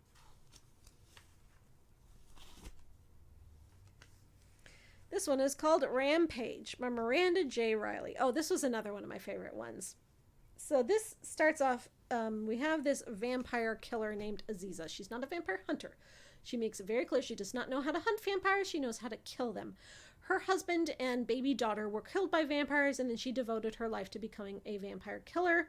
She does training, like very martial artsy kind of training. Well, you know, the African equivalent. She has weapons made out of the jawbones of animals that she has killed. And if any vampires come to her village, she will kill them. So one of her mentor comes to her and he's like, there is this vampire elephant that is attacking things in this place that's like 12 hours away from here. And the Council of Vampire Hunters, which you apparently don't really work for but are affiliated with, want you to go out there and help these guys with this horrible vampire elephant that has like eaten its entire herd and destroyed all its children and is just like rampaging around doing evil vampire elephant stuff. And she's like, all right, I will go kill this vampire elephant. So she takes this 12-hour car ride, gets there, and she's really tired. They're like, okay, we'll sleep, and then we'll kill the vampire elephant in the morning. So she sleeps and then wakes up and the vampire elephant's already attacking. So she meets the guy who's in charge of the camp, and then this like veterinarian lady. She's in South Africa now, so I think these are white people. And the veterinarian lady's like, don't just charge and attack it. You got to be strategic. You got to work together with people. And she's like, no, I'm a strong vampire killer. And she charges and attacks the elephant. And of course it goes badly and she gets her weapons destroyed. And the vampire elephant is just like really creepily described. Like its tusks turned into like serrated razors. Its body is like all the flesh is melted off its bones. So this just like rope sinewy skeleton elephant creepy thing. But it totally destroys her, kicks her ass. She's like, I have failed. I suck at this. And so she goes 12 hours back to her home. And then her mentor's like, why did you give up and leave? They really could have used your help with this vampire elephant. You're a really good fighter. And she's like, no, I failed. He broke my weapons. He's like, are you the god of hammers? And, you know, kind of pep talks her. And he's like, okay, look, I will give you this magic potion that will help you see not only where the vampire elephant is, but who the vampire human was that turned the vampire elephant, because vampires animals can only be made by a vampire human, and you know, finding the human is the real problem here. So he gives her this magic potion. He pours it on her face. It's like acid. It burns her eyes away, but it changes her eyes so that now she can see all the blood in people's bodies. So she can't see stuff, but she can see living things and the veins floating in their body. She just sees like floating vein maps of people now, or animals or trees, anything that's alive she can see, but she can't see like rocks and stuff. So she's basically a blind person now, you know, tripping over rocks, falling into rivers, but she can see people's veins, and she knows that if you're a healthy normal person, your veins will be blue. If you're a vampire, veins will be red because the oxygen.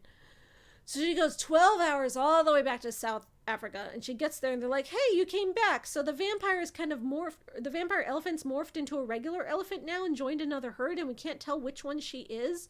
She's in that herd, but we don't know which. And she's like, let me look with my vampire eyes. So she goes and she looks and she's like, that one is the vampire elephant. I could see it in its veins.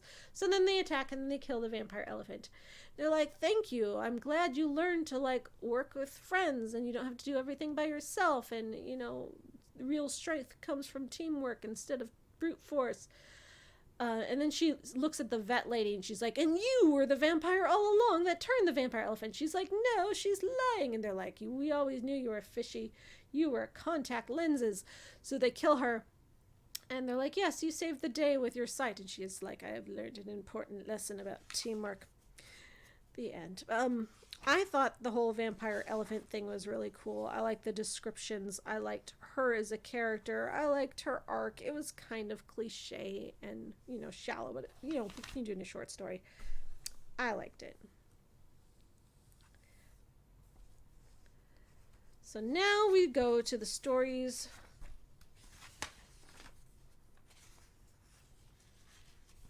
Oh no, these are still the Africa stories.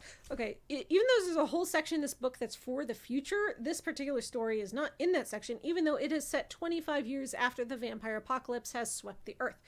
So in this story, we have this lady and this guy out in the savannah tracking a leopard because they're hungry, because the vampire apocalypse has destroyed the world and they have no food, and they have to kill this leopard to try to bring food back to their village. So they're stalking a leopard. I didn't know leopards were good eating, but that's what they're stalking.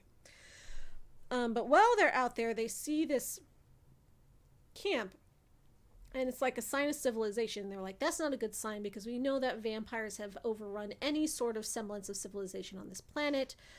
And we're like, but this camp looks pretty old and destroyed, so surely there's no vampires there. But then the sun sets, and the vampires emerge, but it's a bunch of vampire children. So these are like 8-year-olds and 12-year-olds that got turned into vampires. So they attack the 2 humans who are going after this leopard. And they kill them all because they're just little kids, or at least they try to. They kill most of them, but there's a lot, so they keep getting ganged up on. And it ends with the lady killing some, but the old guy who she's with, her mentor figure, he ends up getting killed by the leopard who drags him off, who she was trying to get in the first place. But like while they were killing, they were wearing these animal masks the whole time, which I think were to keep the vampires from biting them. But she has an elephant mask, and so at the end she like pulls the elephant mask down and she's like, now I will become the beast. The end. I like the descriptions of the hunting and finding the leopard and the way the like creepy vampire kids were described. Like their skin turns completely black and they have eyes that look like cherries, just like completely red eyes. And the way they just interact in their little vampire society. It kind of reminded me of the zombie kids in Girl with All the Gifts. Like the way those zombie kids form their own little like Lord of the Flies society. I got those vibes from it, so I thought it was pretty cool. And I liked her as a character. She had her ups and her downs. Like she had moments, she wasn't just badass the whole time. She had moments where she froze, where she was scared. She was literally fighting a leopard for her life and she won, but she was still like really scared about it. And then she sees the leopard attack her friend and she freezes. She's not like a hero all the time. I thought she was a much more realistic badass lady character. I liked her. I was sad when her friend died. All right, now we're in the future section. This one is called Bloodline by Milton J. Davies. And this is, again, after the vampire apocalypse. So the world has discovered vampires exist. We have vampires that are 700 years old. They have like synthesized vampires, and they killed off all the other supernatural creatures, so there's no witches or werewolves or warlocks anymore. But they let vampires live because it was the church behind it, and the church was like, vampires are immortal. There's something about God in there, and we're going to figure it out. We're going to use vampires for our purposes. So it starts off with this girl. She's, I don't think she's like a teenager, but she's a young lady. And she's on a date with this guy. They're both vampires, but she was born a vampire in this world. She's never known any other world where all the vampires eat are these blood fruits that were produced by science, which are sort of just like hearts full of blood that she could just eat.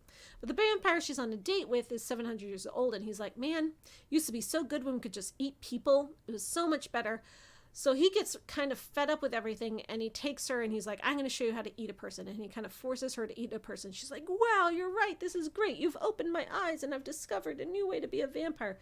But it's against the law. And then they get attacked by the like military church police who have these magic wands that are like tasers with angel fire in them that can kill vampires.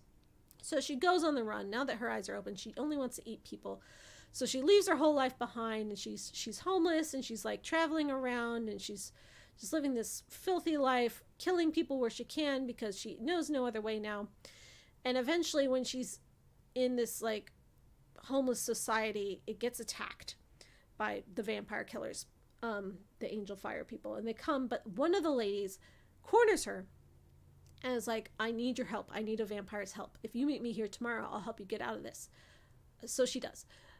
So she meets a lady and she's like, why would I trust you? And she's like, because I need you. So she takes her off to meet this dying person. I don't know if the dying person is her father or her husband or her boyfriend or her child.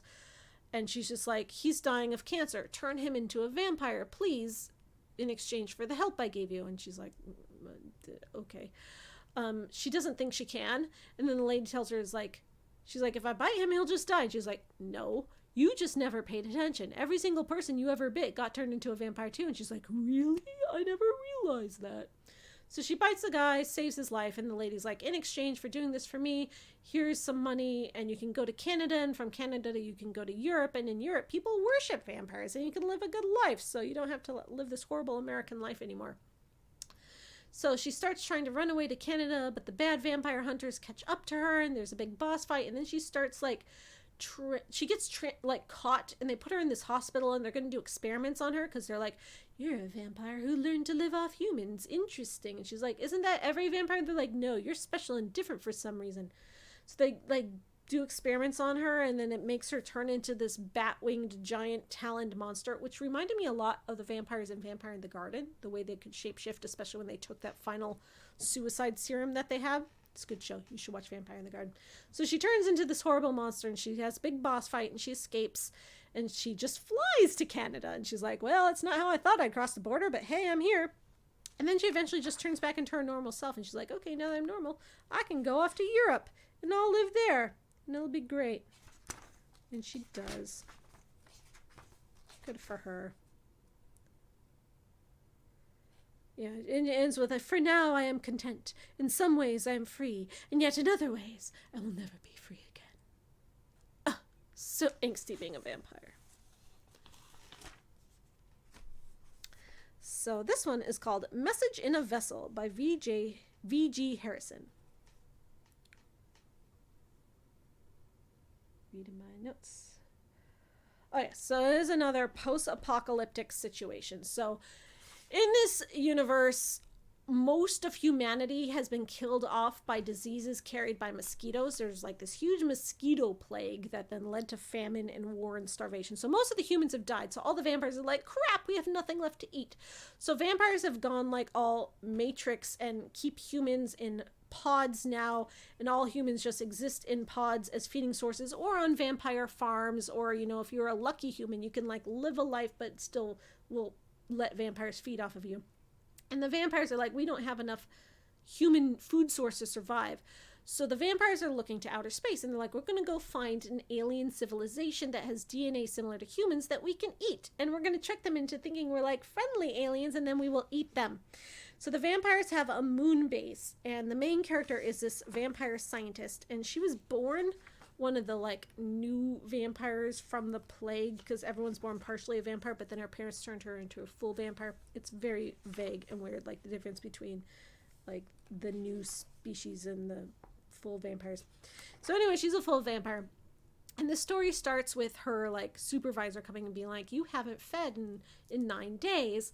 You are one of our top scientists on this moon base building this rocket ship to send our vampire people into outer space to like eat aliens, and we need you at your best, so you have to go feed. And she's like, I really don't want to feed. I'm such a reluctant vampire, self-hating. I don't want to go eat people. But she forces her, so she has to go to the feeding troughs, and she goes, and they introduce her like, here is your vessel for today, who's going to be the person you eat. And he's like this really lecherous dude, and he gropes her, and she's like, I don't want to eat this guy. So they're like, okay, we'll take you to another vessel. So they take her to this girl who's only 17. She's like, she's underage. She's not even 18. And the girl's like, well, because I'm underage, they don't rape me when they eat me, at least. They won't start doing that till I turn 18. And the scientist lady is just like, this is horrible. How do I live like this? I can't be a vampire. But she drinks her blood, and she tastes delicious. And then she's talking to the lady who took her there, and she's like, do you even know that girl's name? She's only 17. Do you even care about her? And the lady is just like, I just work here. So then later on, she goes back to her room, and all of a sudden the lady who just works here brings the vessel girl to her room. She's like, you want to rescue this girl? You care about this girl? Okay, tomorrow after the ship launches, you've got 2 weeks of vacation. You take her and you disappear her. And then you lie and you say you killed her, but you can do whatever you want with her, rescue her. And she's like, why are you doing this? And the lady never explains herself and just leaves. So then we find out that she sabotaged the entire ship. So because she was a lead scientist, she sent off this ship full of vampires that were going off to meet aliens to nowhere, where they're all going to die, and the communications she sabotaged so that nobody on the moon base will ever realize it. Ha ha ha, victory, all the vampires are going to die. And the food girl finds out about this, and she's like, but why would you kill your own people? She's like, because you are a human and you deserve to live, and I do not, because I'm a vampire. The world will be yours again. The end. Gosh, talk about self-loathing vampire. Sheesh.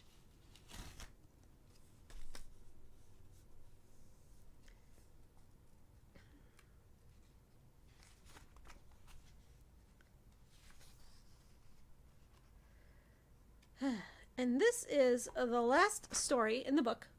We got through all the stories. This one's called Blood Saviors by Michelle Tracy Berger. And this is another like weird future story about a girl named Shonda who is a vampire, and she works for a vampire council organization, and they infiltrated her at this day spa as a spy because they think there's something fishy going on at this day spa. It's another like supernatural kitchen sink, like all different fairy creatures exist in the world. So as a vampire, she's supposed to spy at this day spa and figure out why the humans who go to this day spa actually get younger.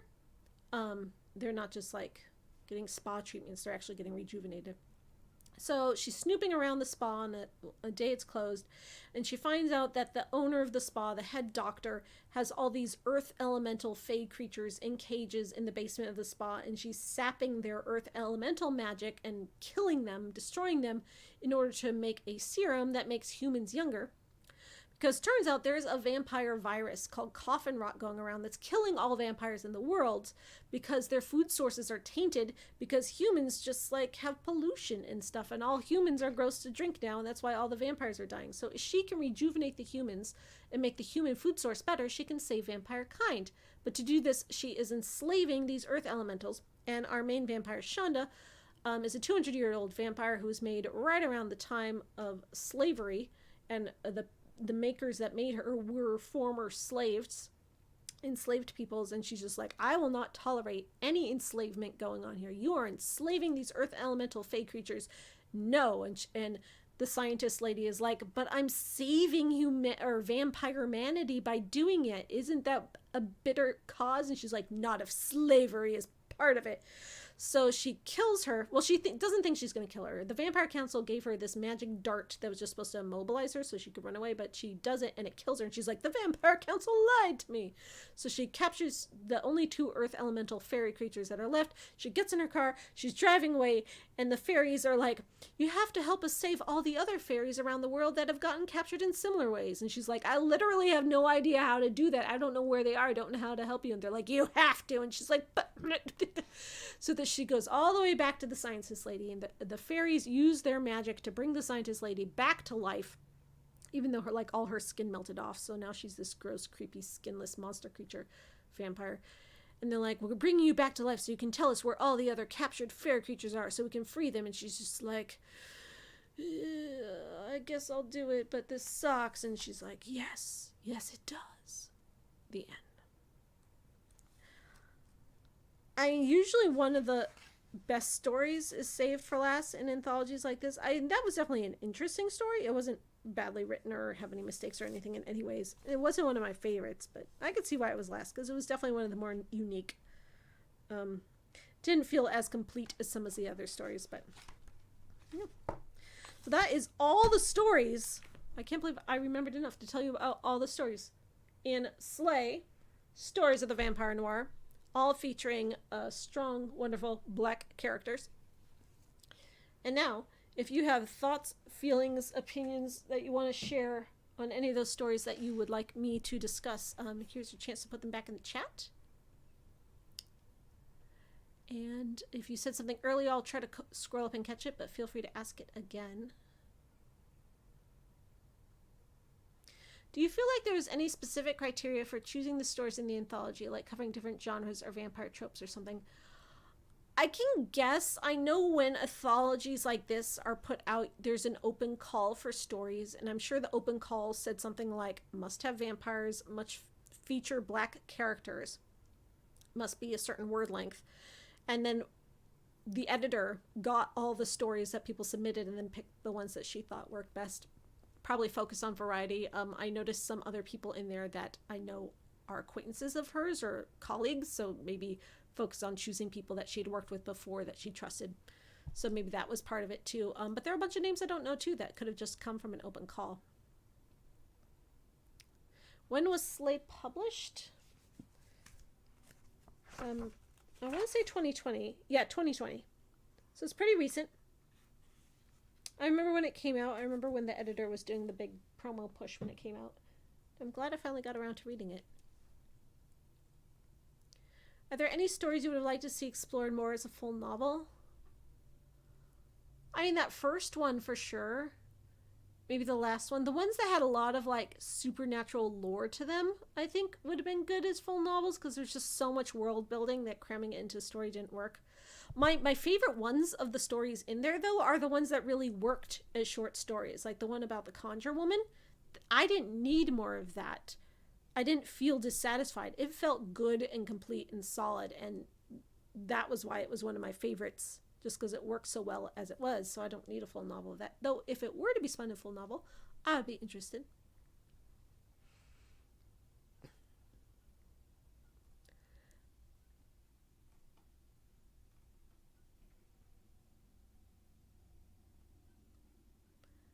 Like the one with the Dracula subplot, the one with Renfield, that definitely needed more. That could have been a full novel, though it would have felt kind of very Anno Dracula in a way, with how we have all these different vampire mafia families fitting in there, but with an African twist, you know, there's definitely room for that.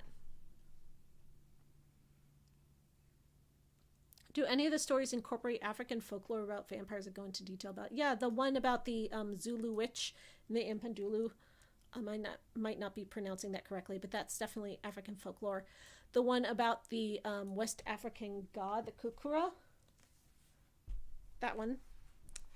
Which isn't necessarily vampire mythology, but she was a vampire slayer using those goddess powers from the African folklore to fight vampires.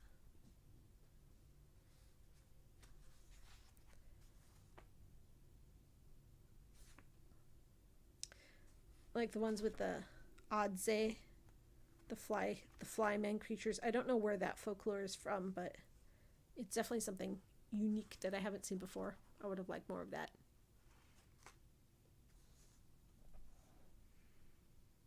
Do you guys have any favorite stories? I know the vampire elephant one was really fun. I'm just wondering which of these was sort of the standout stories for you. Even if you didn't read them, just listening to my description of them. Which you liked best? It was a very balanced anthology. Like, it went back and forth enough. I just wish that those few stories in it that were full of typos and mistakes and like just weird prose problems had been better edited. I don't know if the ones that were perfectly edited just came perfectly and the editing was what was lacking or what, but it could have been perfect. Love Hangover was a big favorite for you. I like the energy in that one. I like that one was written in a very artistic style. It was a much more unique writing style than most of the stories in the anthology. It had like a poetry to it. It had a vibe, and that 70s disco era was also unique that we didn't see in any of the other stories. And incorporating the siren mythology was also really cool. Gosh, it's 10:20 already. It took me almost 2 hours to talk about that book. Usually I spend like 45 minutes talking about the book, right? And then we just chat about other stuff, and we're finished by 10. I can't believe how long that went on. I hope you enjoyed it. You guys weren't talking much, so I'm just assuming you were enthralled by my descriptions of the stories.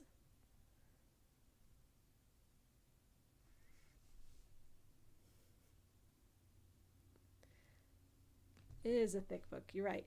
So when I asked the club what we wanted to read next, after such a thick book full of some very serious vampires, we decided to read something a little bit lighter, something a little bit more humorous for our next read. And I didn't do a vote because, like I said, I was on vacation, so I wasn't at my library. I couldn't pull books off the shelves and take pictures and do a vote. So I just picked one that I thought people would like. And what we are reading next is this book, which I got used and it didn't have a cover, so you can't see what it is. What is it? So mysterious. Oh, thank you, Joshua Skog, for the $2. Have I ever seen the YouTube series LA by Night? I haven't actually watched it, but I've heard a lot about it. It's really long, isn't it? There's a lot to it, so I would need a lot of time to get into it. Be something good to watch at the gym, right?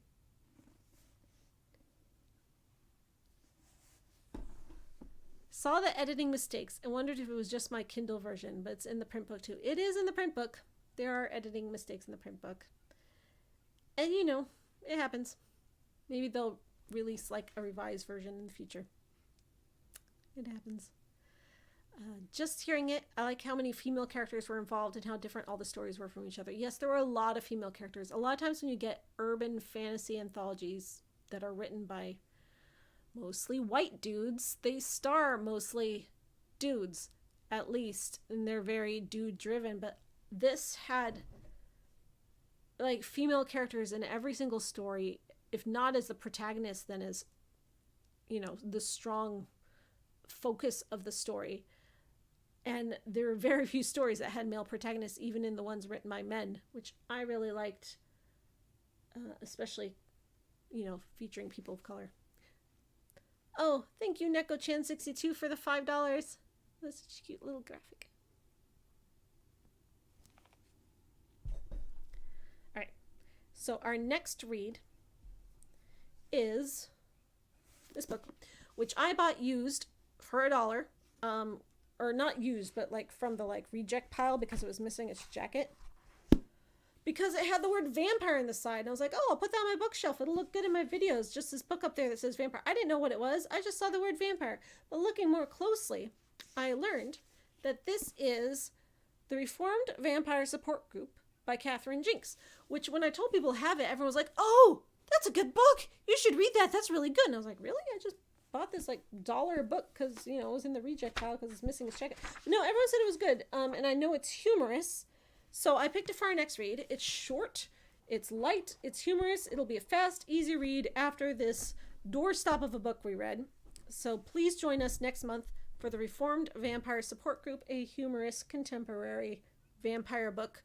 You have until August 13th to read it, which I know is less time, but if you were in the Vampire Book Club, you would have known about this a week ago. And then we'll discuss it on the 13th of August, like we usually discuss on the 13th. And supposedly it's going to be really enjoyable. This one came out in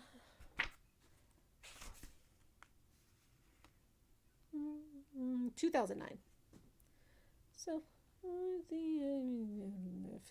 14 years old. I don't have a description of it for you because I don't have the book jacket. But according to the categories inside, is a mystery and detective story and a humorous story about a self-help group. The Reformed Vampire Support Group. You don't have to read the book to join Vampire Book Club. You could just join the Discord server and join the book club and listen to us talk about the book. Just lurk. It's okay. A lot of people do that. Looking at your non-book related questions.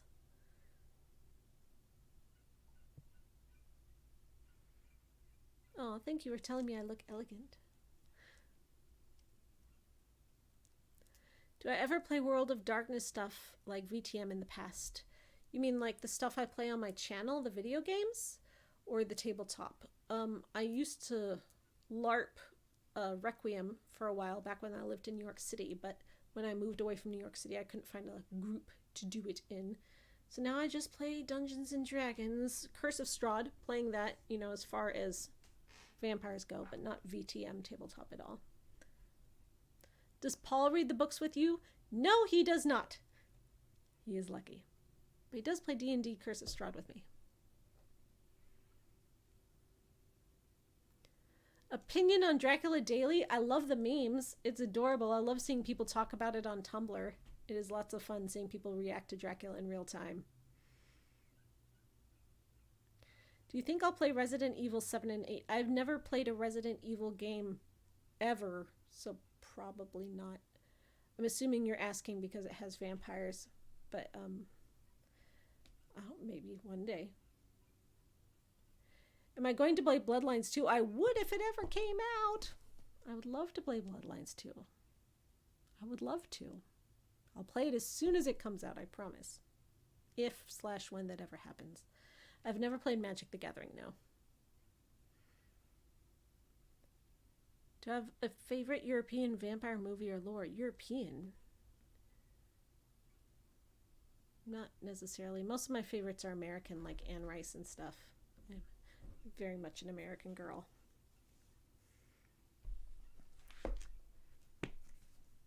I just love the feeling of this book. It's got a good cover. It's got like this solid, like smooth kind of velvety feeling to it.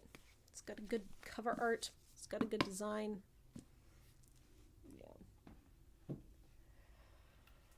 So are you guys excited that this weekend is Comic-Con, San Diego Comic-Con, and there's going to be a panel on the new Interview with the Vampire TV show, and they're going to release the official trailer finally. I'm so excited.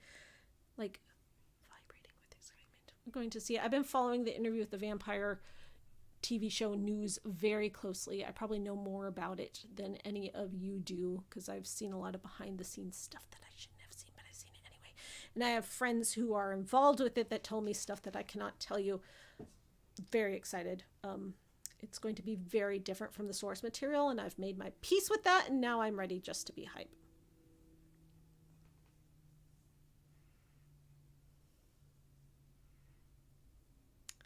Yeah. People were talking about the panel for the San Diego Comic-Con being streamed somewhere, and as far as I know, it's not. But if you know differently than that, I would love to watch it. If you know any source that is streaming that panel, please share. Will I please watch American Horror Story Hotel? I have it on a jump drive that I can plug into my TV and watch. I just haven't sat down and done it yet. You know what I've been watching lately? Vampire Diaries for the first time ever in my life. I thought I would be annoyed by it, but I'm not. I'm kind of enjoying it. It reminds me a lot of, like, if Buffy and True Blood had a baby that was for children. Have I read House of Night? No. I've read Glass Houses, but not House of Night. House of Night is on my shelf. If the Vampire Book Club votes on it, we will read it. I have put it up for a vote, and it has not won that vote. But maybe next time I put it up for a vote, it will win, and we'll read it.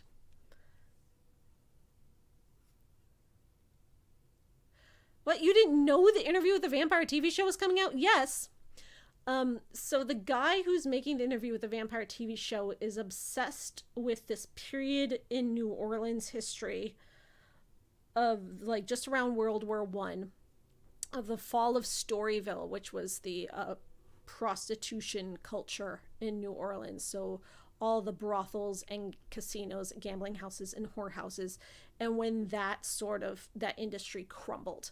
So he decided to change the time period of Interview with the Vampire to be in that era. So instead of it being set in the 1790s, it's now set in the 1910s. So it's a whole new AU time jump version of the Interview with the Vampire story, with the same characters set in this new world, dealing with totally different, like, social issues and problems, and a lot of whores, sex workers, prostitutes.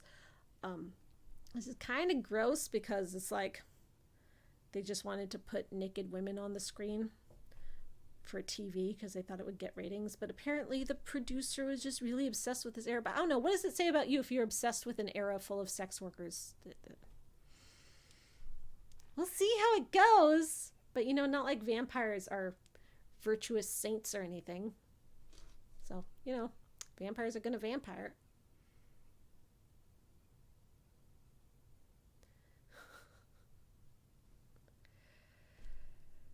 I can't believe I spent 2 hours talking about that book. We've already gone longer than I usually go, and I feel like I just finished talking about it. And none of you are saying much about it at all, so I feel like we're just sort of in this state of stunned, like, yeah, that was a book all right. Says you belong in Hollywood. True. All right. We're going to wrap up soon because the night is not so young anymore. Give me your last thoughts, feelings, vampire questions, vampire ideas. Please join the Discord server if you haven't. Come talk to us about vampires. Share your vampire memes, your other spooky gothic related memes. I love memes. Or stories or interesting news. I always want to hear what's going on in vampire news. You can play games there. Do whatever you like. It's a Discord server for all vampire fans or other spooky gothic related fandom things. And the link to it is in the description of this video. You just click on it, you join. If you want to join the book club part of the server, go to the rules section, read the rules, click the buttons, and then you will join the book club. You don't have to read the books to be in the book club. No pressure, absolutely zero pressure. You can just join and listen, read which books you want or don't, and then come to the live streams. We'll be together.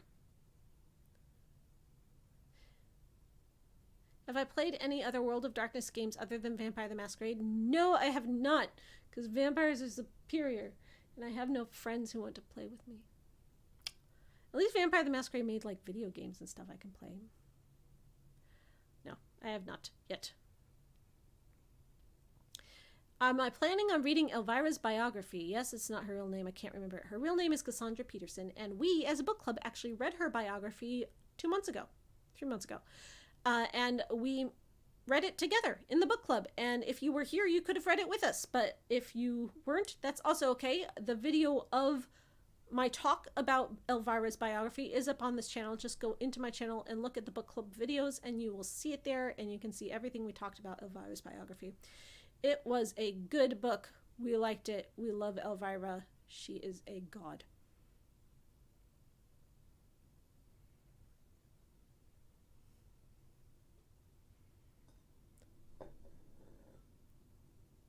I'm all out of wine. That's a sad, sad thing. No more Italian for me. Yeah, this book is an audiobook. Vampire Reform Vampire Support Group. I'm pretty sure. I should probably double check that. But most of the books we read do have audiobook formats. Slay did not, because it is from a smaller publisher. But most of the ones we read do. I am also interested in anime vampires. Yes, I am. We've discussed them several times on this channel. I did watch recently, as I mentioned, Vampire in the Garden, which I really liked. It's one of the best vampire things I have watched in a long time. If you have not watched the anime Vampire in the Garden on Netflix, you should. It's only 5 episodes. I've been told that it was originally a movie and then they split it into episodes to make it into a show. It works either way. I've not watched Shiki. I've heard about it.